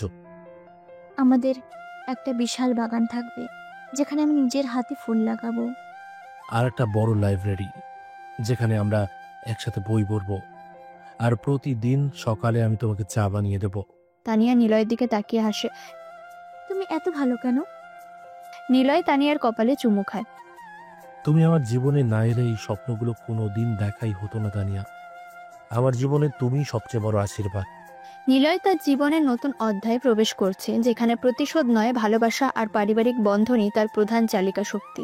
এদিকে বিলাসবহুল গোপন আস্তানায় শহরের একটি পরিত্যক্ত কারখানার ভেতরে এই গোপন বৈঠক চলছে। মাঝখানে একটি ভাঙা টেবিল, তার চারপাশে বসে আছে ডক্টর হাসান, যিনি তার মেডিকেল লাইসেন্স হারিয়েছেন এবং এখন চরম আর্থিক সংকটে ভুগছেন, এবং নিলয়ের প্রাক্তন প্রেমিকা মায়া, যার চোখে নিলয়ের প্রতি ঘৃণা আর তানিয়ার প্রতি ঈর্ষার আগুন জ্বলছে। তাদের সাথে যোগ দিয়েছে নতুন দুই চরিত্র। আকরাম চৌধুরী, একজন প্রাক্তন শিল্পপতি, যিনি নিলয়ের নতুন শিল্প পার্ক প্রকল্পের কারণে নিজের কিছু জমিজমা ও প্রভাব হারিয়েছেন এবং নিলয়ের উপর ক্ষিপ্ত, এবং রহিম বাদশাহ, একজন কুখ্যাত আন্ডারওয়ার্ল্ড ডন, যাকে আকরাম ভাড়া করেছে। আকরাম চৌধুরী টেবিলের উপর ঘুষি মেরে বলে, নিলয়, ও আমাদের সব কেড়ে নিয়েছে, আমার জমি, আমার প্রভাব। ওকে এইভাবে জিতে যেতে দেওয়া যায় না। তার কণ্ঠে তীব্র ক্ষোভ। ডক্টর হাসান বলে, শুধু জমি নয় আকরাম সাহেব, সে আমার সম্মান, আমার পেশা কেড়ে নিয়েছে, আমাকে পথের ভিখারি বানিয়েছে। রাফিক আর শাফিক তো জেলেই পচেছে, এবার আমাদেরই কিছু করতে হবে। তার চোখে প্রতিহিংসা। মায়া ঠোঁট কামড়ে বলে, ও আমাকে সবার সামনে অপমান করেছে, সেই গ্রামের মেয়েটার জন্য আমাকে তুচ্ছ করেছে। ওকে এমন আঘাত হানতে হবে যাতে ওর ভালোবাসার অহংকার ভেঙে চুরমার হয়ে যায়। তানিয়াকে ওর জীবন থেকে চিরতরে সরিয়ে দিতে হবে। তার কণ্ঠস্বর তীব্র ও বিষাক্ত। রহিম বাদশাহ ধীর এবং ঠান্ডা গলায় বলে, তোমাদের উদ্দেশ্য স্পষ্ট, নিলয়কে আঘাত করতে চাও। ব্যবসা, ব্যক্তিগত জীবন, কোন দিক দিয়ে আঘাত আনতে হবে সেটা তোমরা বলবে। তার মুখে এক ধরনের ভয়ঙ্কর শীতলতা। আকরাম চৌধুরী একটি মানচিত্র টেবিলে মেলে ধরে। ওর নতুন শিল্প পার্ক প্রকল্প, এটাই ওর জীবনের সবচেয়ে বড় দুর্বলতা। এই প্রজেক্ট যদি আটকে যায় তাহলে ওর সুনাম ধুলোর সাথে মিশিয়ে যাবে। আর আমি ওর গোপন তথ্য ফাঁস করে দিব, যাতে সরকার ওর বিরুদ্ধে চলে যায়। আর তানিয়াকে, ওকে কি করব? ওকে তো সেফ শেষ করে দিলেই হয়। মায়া হাসি দিয়ে বলল, না ডক্টর হাসান, ওকে শেষ করে দিলে নিলয় আরো শক্তিশালী হয়ে যাবে। ওকে এমনভাবে ফাঁসাতে হবে যেন নিলয় নিজেই ওকে অবিশ্বাস করতে শুরু করে, যেন সমাজে হেয় হয়। রহিম বাদশাহ বলে, তাহলে কাজটা শুরু করা যাক, কিন্তু কোনো প্রমাণ যেন না থাকে। নিলয় চালাক ছেলে, আমার লোকেরা নিখুঁতভাবে কাজ করবে। আকরাম চৌধুরী হাসে। প্রমাণ? কোনো প্রমাণ থাকবে না, শুধু সন্দেহের বীজ বপন করতে হবে। নিলয়ের ভালোবাসা যখন সন্দেহে পরিণত হবে, তখন ও নিজেই নিজের পতন ডেকে আনবে। তারা সবাই মিলে হাসে। তাদের হাসি ঘরের অন্ধকারে এক অশুভ পরিবেশ তৈরি করে। তাদের চোখের গভীরে প্রতিশোধের আগুন জ্বলছিল। এবার সে আগুন তানিয়া এবং নিলয়ের সকল স্বপ্নকে নিশানা করে। এদিকে নিলয়ের পেন্ট হাউসের লিভিং রুমে নিলয় আর তানিয়া পাশাপাশি বসে আছে। নিলয়ের হাতে একটি ট্যাবলেট, যেখানে তার ব্যক্তিগত গোয়েন্দা মিস্টার খান পাঠানো কিছু তথ্য দেখা যাচ্ছে। নিলয়ের মুখ কঠিন, তানিয়ার চোখে উদ্বেগ। আমি জানতাম ওরা চুপ করে থাকবে না, কিন্তু এতটা নিচে নামবে ভাবিনি। রফিক আর শফিকের জেলে থাকা সত্ত্বেও নতুন কিছু সাপ মাথা চারা দিচ্ছে। তার কণ্ঠে বিরক্তি। তানিয়া উদ্বিগ্ন হয়ে তাকায়। কি হয়েছে নিলয়? কি দেখছো? নিলয় ট্যাবলেটটা তানিয়ার দিকে বাড়িয়ে দেয়। ওরা আমাদের নতুন শিল্প পার্ক প্রকল্পের কিছু সংবেদনশীল তথ্য ফাঁস করার চেষ্টা করছে। আর সবচেয়ে জঘন্য ব্যাপার হলো, ওরা তোমাকে ব্যবহার করে আমাকে ফাঁসানোর পরিকল্পনা করছে, যেন আমি তোমাকে অবিশ্বাস করি। তানিয়া আটকে ওঠে। আমাকে? কিন্তু কেন? এরা আবার কারা? ডক্টর হাসান, মায়া আর নতুন দুজন, একজন প্রাক্তন শিল্পপতি আকরাম চৌধুরী এবং একজন আন্ডারওয়ার্ল্ড ডন রহিম বাদশা। ওরা জানে তুমি আমার দুর্বলতা। ওরা ভেবেছে তোমাকে আঘাত করলে আমি ভেঙে পড়ব। ওরা চায় আমি একা হয়ে যাই। তানিয়ার চোখে জল আসে। কিন্তু আমি তো ওদের কোনো ক্ষতি করিনি। আমি ওদের কি করেছি? নিলয় তানিয়ার হাত ধরে। কিছু করনি, তুমি শুধু আমাকে ভালোবেসেছ। আর এটাই মায়ার চোখে সবচেয়ে বড় অপরাধ। কিন্তু চিন্তা করো না তানিয়া, আমি থাকতে তোমার কোনো ক্ষতি হবে না। ওরা জানে না তুমি আমার সবচেয়ে বড় শক্তি। নিলয় দ্রুত তার ব্যক্তিগত নিরাপত্তা প্রধান জাহিদকে ফোন করে। জাহিদ, শোনো, আমাদের নিরাপত্তা আরো বাড়াতে হবে। তানিয়ার আশেপাশে সর্বক্ষণ নজর রাখতে হবে। কোনো ঝুঁকি নেওয়া যাবে না। পাশ থেকে তানিয়া বলে, আমরা কি সত্যি ওদের আটকাতে পারবো নিলয়? ওরা তো সব দিক থেকে ঘিরে ধরেছে। ওরা শুধু চারপাশে দেওয়াল তুলেছে তানিয়া, কিন্তু ওরা জানে না আমার কাছে সেই দেওয়াল ভাঙার অস্ত্র আছে। আমার বুদ্ধি আর তোমার বিশ্বাস, এই দুইটা দিয়ে আমি ওদের সব পরিকল্পনা ভেস্তে দেবই। এইবার ওদের শেষ খেলা হবে। নিলয় তার অফিসের কর্মীদের নির্দেশ দেয়, প্রতিটি ফাইল, প্রতিটি লেনদেন যেন ভালোভাবে পরীক্ষা করা হয়। সে নিজের ব্যবসাকে আরও সুরক্ষিত করতে ব্যস্ত হয়ে পড়ে। তানিয়া তাকে এই কাজে সাহায্য করে, প্রতিটি ধাপে তার পাশে থাকে। কয়েকদিন পরে একটি অন্ধকার রাতে নিলয়ের নির্মাণাধীন শিল্প পার্কের স্থান বিশাল প্রজেক্ট সাইট, যেখানে লোহার কাঠামো আর যন্ত্রাংশ ছড়িয়ে ছিটিয়ে আছে। কয়েকজন মুখোশ পরা লোক রাতের অন্ধকারে ঢুকে পড়েছে, তাদের হাতে কিছু ডিভাইস। তারা নিলয়ের গুরুত্বপূর্ণ সার্ভার রুমে প্রবেশ করে ডেটা চুরি করার চেষ্টা করছে এবং কিছু গুরুত্বপূর্ণ নথি জ্বালিয়ে দেওয়ারও চেষ্টা করছে। তারা ডেটা চুরি এবং নথি জ্বালানোর মুহূর্তে হঠাৎ করে সাইটের লাইটগুলো জ্বলে ওঠে। নিলয় আত্মা নিরাপত্তা দল বন্দুক হাতে হাজির।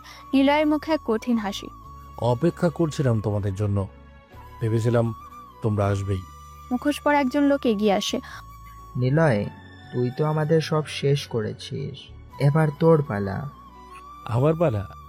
আমার পালা তো নতুন করে শুরু হয়েছে, আর তোমাদের পালা শেষ হতে চলেছে।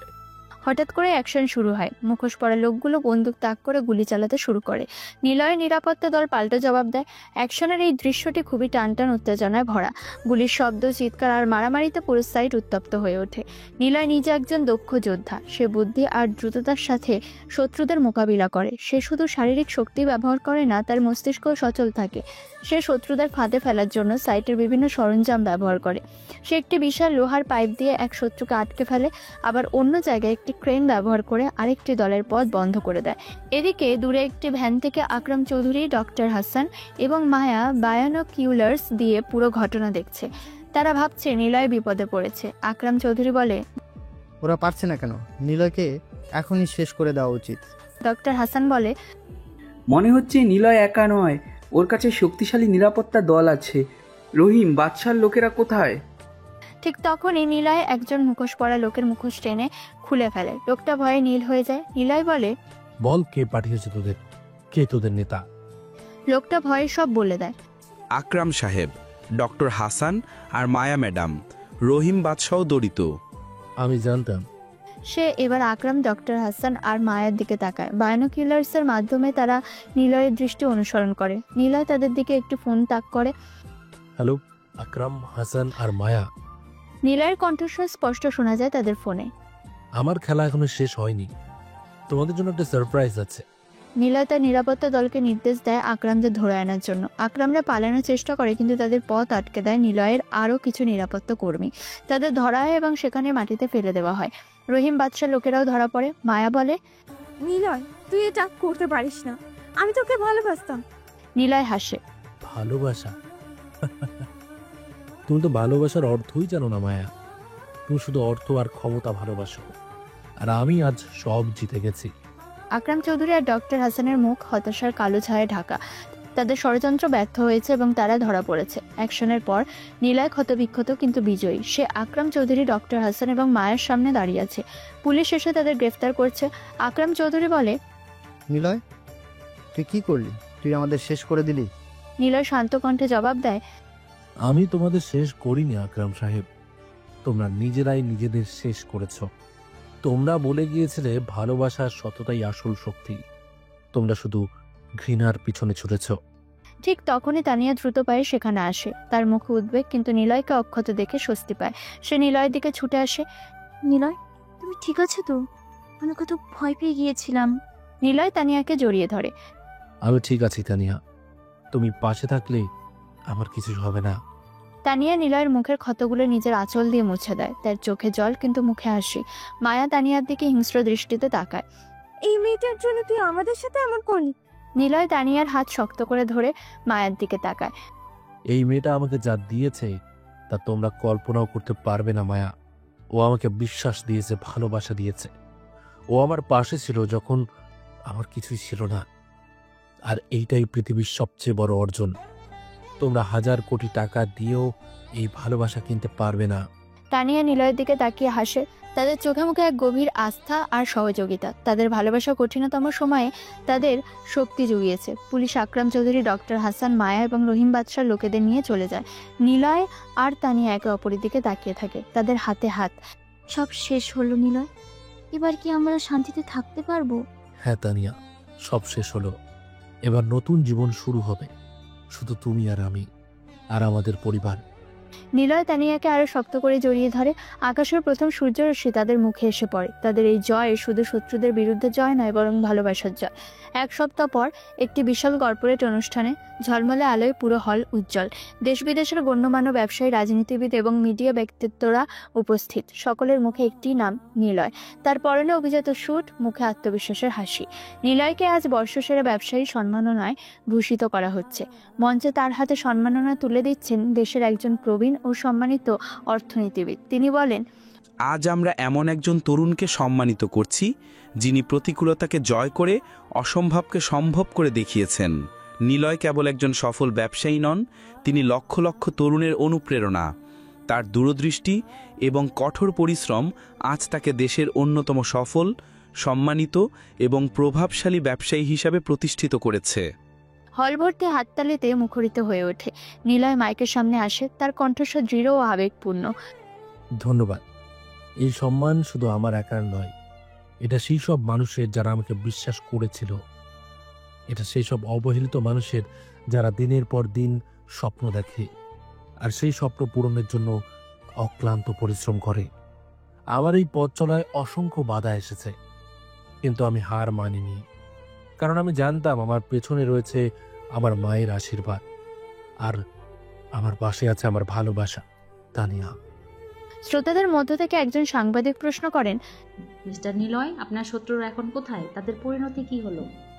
তাদের পরিণতি আইন আর সময় নির্ধারণ করেছে। আমি মনে করি প্রতিহিংসা কোনো সমস্যার সমাধান নয়। আমি তাদের নিয়ে আর ভাবতে চাই না। আমার ফোকাস এখন আমার দেশ এবং আমার মানুষের ভবিষ্যৎ নিয়ে। নিলয় হাসে। তার হাসিতে এক ধরনের শীতলতা, কিন্তু অহংকার নেই। পাশে বসে থাকা তার ব্যক্তিগত আইনজীবী মিস্টার রহমান এবং চিফ ফিনান্সিয়াল অফিসার মিসেস এমা একে অপরের দিকে তাকিয়ে হাসেন। তারা জানেন নিলয় তার সব শত্রুকে আইনি প্রক্রিয়ায় এবং ব্যবসায়িক বুদ্ধিমত্তায় পরাজিত করেছে। আকরাম চৌধুরী, ডক্টর হাসান, মায়া এবং রহিম বাদশার লোকেরা এখন আইন ও আদালতের কাছে জবাবদিহি করছে। রফিক ও শফিকও জেলেই রয়েছে। নিলয় এখন কোনো কিছুর ঊর্ধ্বে। তার অতীত পেছনে ফেলে সে ভবিষ্যতের দিকে তাকাচ্ছে। নিলয় মঞ্চ থেকে নামে, তার দিকে অনেকে এগিয়ে আসে শুভেচ্ছা জানাতে। সে সবার সাথে হাসি মুখে কথা বলে, তার মুখে এখন রাজ্যের শান্তি। কয়েকদিন পর নিলয় এবং তানিয়ার জাঁকজমকপূর্ণ বিয়ে হচ্ছে। পুরো হল ঝলমলে আলোয় সজ্জিত, অসংখ্য অতিথি উপস্থিত, তাদের পরিবারের সদস্যরা হাসি মুখে আশীর্বাদ করছেন। নিলয় ও তানিয়াকে দেখতে আজ যেন স্বর্গীয় যুগলের মতো লাগছে। বিয়ের আনুষ্ঠানিকতা শেষে রাতের গভীর প্রহরে তারা প্রবেশ করে তাদের নতুন স্বপ্নের বাসর ঘরে। ঘরটি ফুল আর সুগন্ধি মোমবাতির আলোয় আলোকিত, চারপাশে গোলাপের পাপড়ি ছড়ানো। তানিয়া একটি অসাধারণ ডিজাইনের লাল বেনারসি শাড়িতে বধূ সেজে বসে আছে, তার মুখে লাজুক হাসি। নিলয় একটি সাদা পাঞ্জাবি পরে ঘরে প্রবেশ করে, তার মুখে এক মুগ্ধতার ছাপ। নিলয় ধীরে ধীরে তানিয়ার কাছে এগিয়ে আসে, তার সামনে হাঁটু গেড়ে বসে পড়ে। আমার পরেই আমি কি স্বপ্ন দেখছি, নাকি এই সব সত্যি? তার কণ্ঠস্বর গভীর আবেগে ভরা। তানিয়া লাজুক চোখে তাকায়। স্বপ্ন নিলয়, এটা সত্যি, আমরা আজ একা হয়ে গেলাম। নিলয় তানিয়ার হাত নিজের হাতে তুলে নেয়। এই হাতটাই তো আমি সারা জীবন চেয়েছিলাম তানিয়া। এই হাতের স্পর্শই আমাকে বাঁচিয়ে রেখেছে। তুমি জানো না কত রাত আমি শুধু তোমার হাত ধরার স্বপ্ন দেখেছি।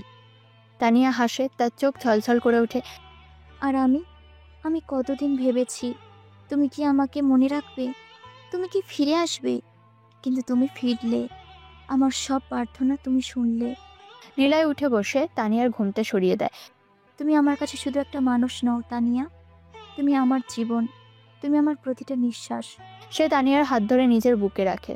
তুমি এখানে আছো আমার হৃদয়ে চিরদিনের জন্য। তানিয়া নিলয়ের দিকে তাকিয়ে থাকে। নিলয়, তুমি আমার সব। তোমার ভালোবাসা আমাকে এমন একজন মানুষে পরিণত করেছে যা আমি কখনো কল্পনাও করিনি। আমার সবটুকু আজ তোমার জন্য। নিলয় তানিয়ার হাতটা ধরে তার কপালে উষ্ণ চুমু খায়। আমি জানি তুমি আমাকে কতটা ভালোবাসো তানিয়া, আর আমি তোমাকে এর চেয়ে বেশি ভালোবাসি। আমি কথা দিচ্ছি, আমি তোমাকে সারা জীবন এত ভালোবাসা দেব যা তুমি কোনোদিন কল্পনাও করোনি। আমাদের প্রতিটি মুহূর্ত হবে ভালোবাসার নতুন গল্প। সে তানিয়ার গালে হাত বুলিয়ে দেয়। আজ থেকে আমাদের এক নতুন অধ্যায় শুরু হলো, যেখানে শুধু ভালোবাসা, বিশ্বাস আর সুখ থাকবে। কোনো দুঃখ, কোনো কষ্ট আমাদের ছুঁতে পারবে না। আমরা আজ শুধু স্বামী স্ত্রী নই, আমরা একে অপরের আত্মার অংশ। তানিয়া নিলয়কে জড়িয়ে ধরে। আমার সবটুকু ভালোবাসা তোমার জন্য নিলয়। আমি তোমার পাশে থাকতে পেরে নিজেকে ধন্য মনে করছি। নিলয়ে তাকে আরো শক্ত করে ধরে ফিসফিস করে বলে, আমি জানি না মানুষ কতটা সুখী হতে পারে, কিন্তু আমি জানি তোমার সাথে আমি সর্বোচ্চ সীমায় পৌঁছে গেছি। এই রাতটা শুধু আমাদের ভালোবাসার সাক্ষী হয়ে থাকবে। তারা একে অপরের চোখে তাকিয়ে থাকে, তাদের চোখে মুখে ভবিষ্যতের স্বপ্ন, তাদের ঠোঁটে এক নতুন প্রতিজ্ঞা। ভালোবাসার এক নতুন সুর যেন তাদের ঘিরে ধরে, যা তাদের মিলনকে আরো গভীর, আরো পবিত্র করে তোলে। দুজনের মুখ কাছাকাছি চলে আসে, দুজনেই জোরে জোরে শ্বাস নিচ্ছে, একজন আরেকজনের নিঃশ্বাসের গরম উষ্ণতা অনুভব করছে। ঠোঁটগুলো একেবারে কাছাকাছি, হুট করে কামড়ে ধরে দুজন দুজনার ঠোঁট, আর তারপর তারা হারিয়ে যায় ওই রাতের আধারে, যেখানে কোনো বাধা নেই, নেই কোনো কালো ছায়া, শুধু আছে অবিরাম ভালোবাসা। কয়েক বছর পর নিলয়ের স্বপ্নের বাড়িটি এখন সম্পূর্ণ। এটি একটি আধুনিক অথচ আরামদায়ক প্রাসাদোপম বাড়ি। বাড়ির সামনে একটি বিশাল বাগান, যেখানে তানিয়া নিজের হাতে ফুল লাগাচ্ছে, তার মুখে হাসি। নিলয় তার অফিসে বসে আছে। সে এখন দেশের অন্যতম প্রভাবশালী ব্যবসায়ী, তার কোম্পানিগুলো দেশের অর্থনীতিতে বড় ভূমিকা রাখছে, কিন্তু তার ফোকাস এখন শুধু লাভ নয়, দেশের মানুষের কল্যাণে। তার ডেস্কের উপর একটি প্রজেক্টের ফাইল, যার সুবিধাবঞ্চিত শিশুদের জন্য একটি বিশাল স্কুল এবং হাসপাতাল তৈরির পরিকল্পনা। নিলয় তার ম্যানেজারকে বলে, এই প্রজেক্টটা যেন দ্রুত শুরু হয়, কোনো রকম গাফিলতি বরদাস্ত করা হবে না। এই শিশুরা আমাদের ভবিষ্যৎ। ম্যানেজার মাথা নাড়ে। স্যার, আপনার এই ধরনের সামাজিক কাজগুলো দেশের মানুষের কাছে খুব প্রশংসিত হচ্ছে। আপনি সত্যি দৃষ্টান্ত স্থাপন করেছেন। নিলয় হাসে। আমি শুধু আমার মায়ের শিক্ষা আর তানিয়ার স্বপ্নের প্রতিফলন ঘটাচ্ছি। আমার অতীত ছিল কষ্টের, কিন্তু সেই কষ্ট আমাকে শিখিয়েছে মানুষের পাশে দাঁড়ানোর মূল্য কত। দিনের শেষে নিলয় বাড়ি ফেরে। তানিয়া তাকে হাসি মুখে স্বাগত জানায়। কাজ কেমন হলো আজ? নিশ্চয়ই অনেক ব্যস্ত ছিলে। নিলয় তানিয়ার কপালে চুমু খায়। হ্যাঁ, ব্যস্ত ছিলাম, কিন্তু তোমার সাথে কথা না বললে আমার দিনটা অসম্পূর্ণ থেকে যায়। তারা বাগানে হাঁটতে থাকে। তোমার নতুন স্কুল আর হাসপাতালের প্রজেক্টটা কবে শুরু হচ্ছে? আমি খুব এক্সাইটেড। খুব তাড়াতাড়ি শুরু হবে তানিয়া, তোমার জন্যই তো আমি এই কাজগুলো করছি। তুমি আমাকে শিখিয়েছো শুধু প্রতিশোধ নয়, ভালো কাজ করেও মানুষের মন জয় করা যায়। তানিয়া মুচকে এসে বলে, তুমি তো আমার চেয়েও ভালো মানুষ হয়ে গেছো নিলয়। আমি শুধু তোমাকে পথ দেখিয়েছিলাম, তোমার মহৎ মনটা সবকিছু। নিলয় তার অতীতকে ভুলে গিয়ে একটি নতুন জীবন শুরু করেছে। তার চেহারায় এখন আর সেই পুরনো তিক্ততা নেই, আছে এক নতুন শান্তি। সে তার সামাজিক দায়িত্ব পালন করে এবং অবহেলিত মানুষদের জন্য কাজ করে। তানিয়া তার পাশে থেকে তাকে সব কাজে সমর্থন দেয়, তার অনুপ্রেরণা হয়ে ওঠে। নিলয়ের স্বপ্নের বাড়ির বিশাল বারান্দা। সন্ধ্যা নেমেছে, দূরে শহরের আলো ঝলমল করছে। নিলয় এবং তানিয়া তাদের বারান্দার দোলনায় পাশাপাশি বসে আছে। তাদের কোলে একটি ফুটফুটে ছোট শিশু, তাদের প্রথম সন্তান। শিশুটি হাসছে, তাদের দিকে নিষ্পাপ চোখে তাকিয়ে আছে। নিলয় শিশুটির কপালে চুমু খায়। আমাদের ছোট্ট মানিক, তুমি আমাদের সব। তানিয়া শিশুটিকে জড়িয়ে ধরে। আমাদের জীবনটা আজ কত পূর্ণ নিলয়। কি ভেবেছিল সেই সব কষ্টের দিন শেষ হয়ে এমন একটা দিন আসবে? নিলয় তানিয়ার হাত ধরে। তোমার ভালোবাসা আর বিশ্বাসই আমাকে এত দূর এনেছে তানিয়া। তুমি পাশে না থাকলে আমি হয়তো অন্ধকারে হারিয়ে যেতাম। তারা দুজন শিশুর দিকে তাকিয়ে হাসে। তাদের চোখে মুখে ভবিষ্যতের স্বপ্ন এবং ভালোবাসা। তাদের এই সুখ আজ সম্পূর্ণ। নিলয়, তুমি আমার জীবনে আসার সবচেয়ে বড় আশীর্বাদ। আর তুমি আমার হৃদয়ের রানী তানিয়া। আমাদের এই নতুন জীবন শুধুই ভালোবাসার গল্প বলবে, যেখানে কোনো দুঃখের ছায়া থাকবে না। আকাশে চাঁদ উঠেছে, হালকা বাতাস বইছে। নিলয় তানিয়ার কাঁধে হাত রাখে এবং তানিয়া নিলয়ের কাঁধে মাথা রাখে। তাদের সন্তান তাদের কোলে হাসছে। এটি একটি সুখী নতুন জীবনের ইঙ্গিত দিয়ে গল্পের শেষ হয়। তাদের এই মিলন এক নতুন আশার আলো দেখায়, যেখানে প্রেম, বিশ্বাস এবং পরিশ্রমের জয় হয়। প্রিয় শ্রোতা বন্ধুরা, আমাদের আজকের গল্পটি এখানেই শেষ হচ্ছে। আশা করছি আপনাদের গল্পটি অনেক ভালো লেগেছে। যদি ভালো লাগে অবশ্যই লাইক, কমেন্ট এবং শেয়ার করতে ভুলবেন না। এছাড়া এখনো পর্যন্ত যারা আমাদের চ্যানেলটিকে সাবস্ক্রাইব করেননি, প্লিজ সাবস্ক্রাইব করুন এবং পাশে থাকা বেল আইকনটি প্রেস করুন, যাতে সবার আগে আপনার কাছে আমাদের গল্পগুলো পৌঁছে যায়। তো বন্ধুরা, আজকের গল্প এ পর্যন্তই। দেখা হচ্ছে পরবর্তী গল্পে। ততক্ষণ ভালো থাকবেন, সুস্থ থাকবেন।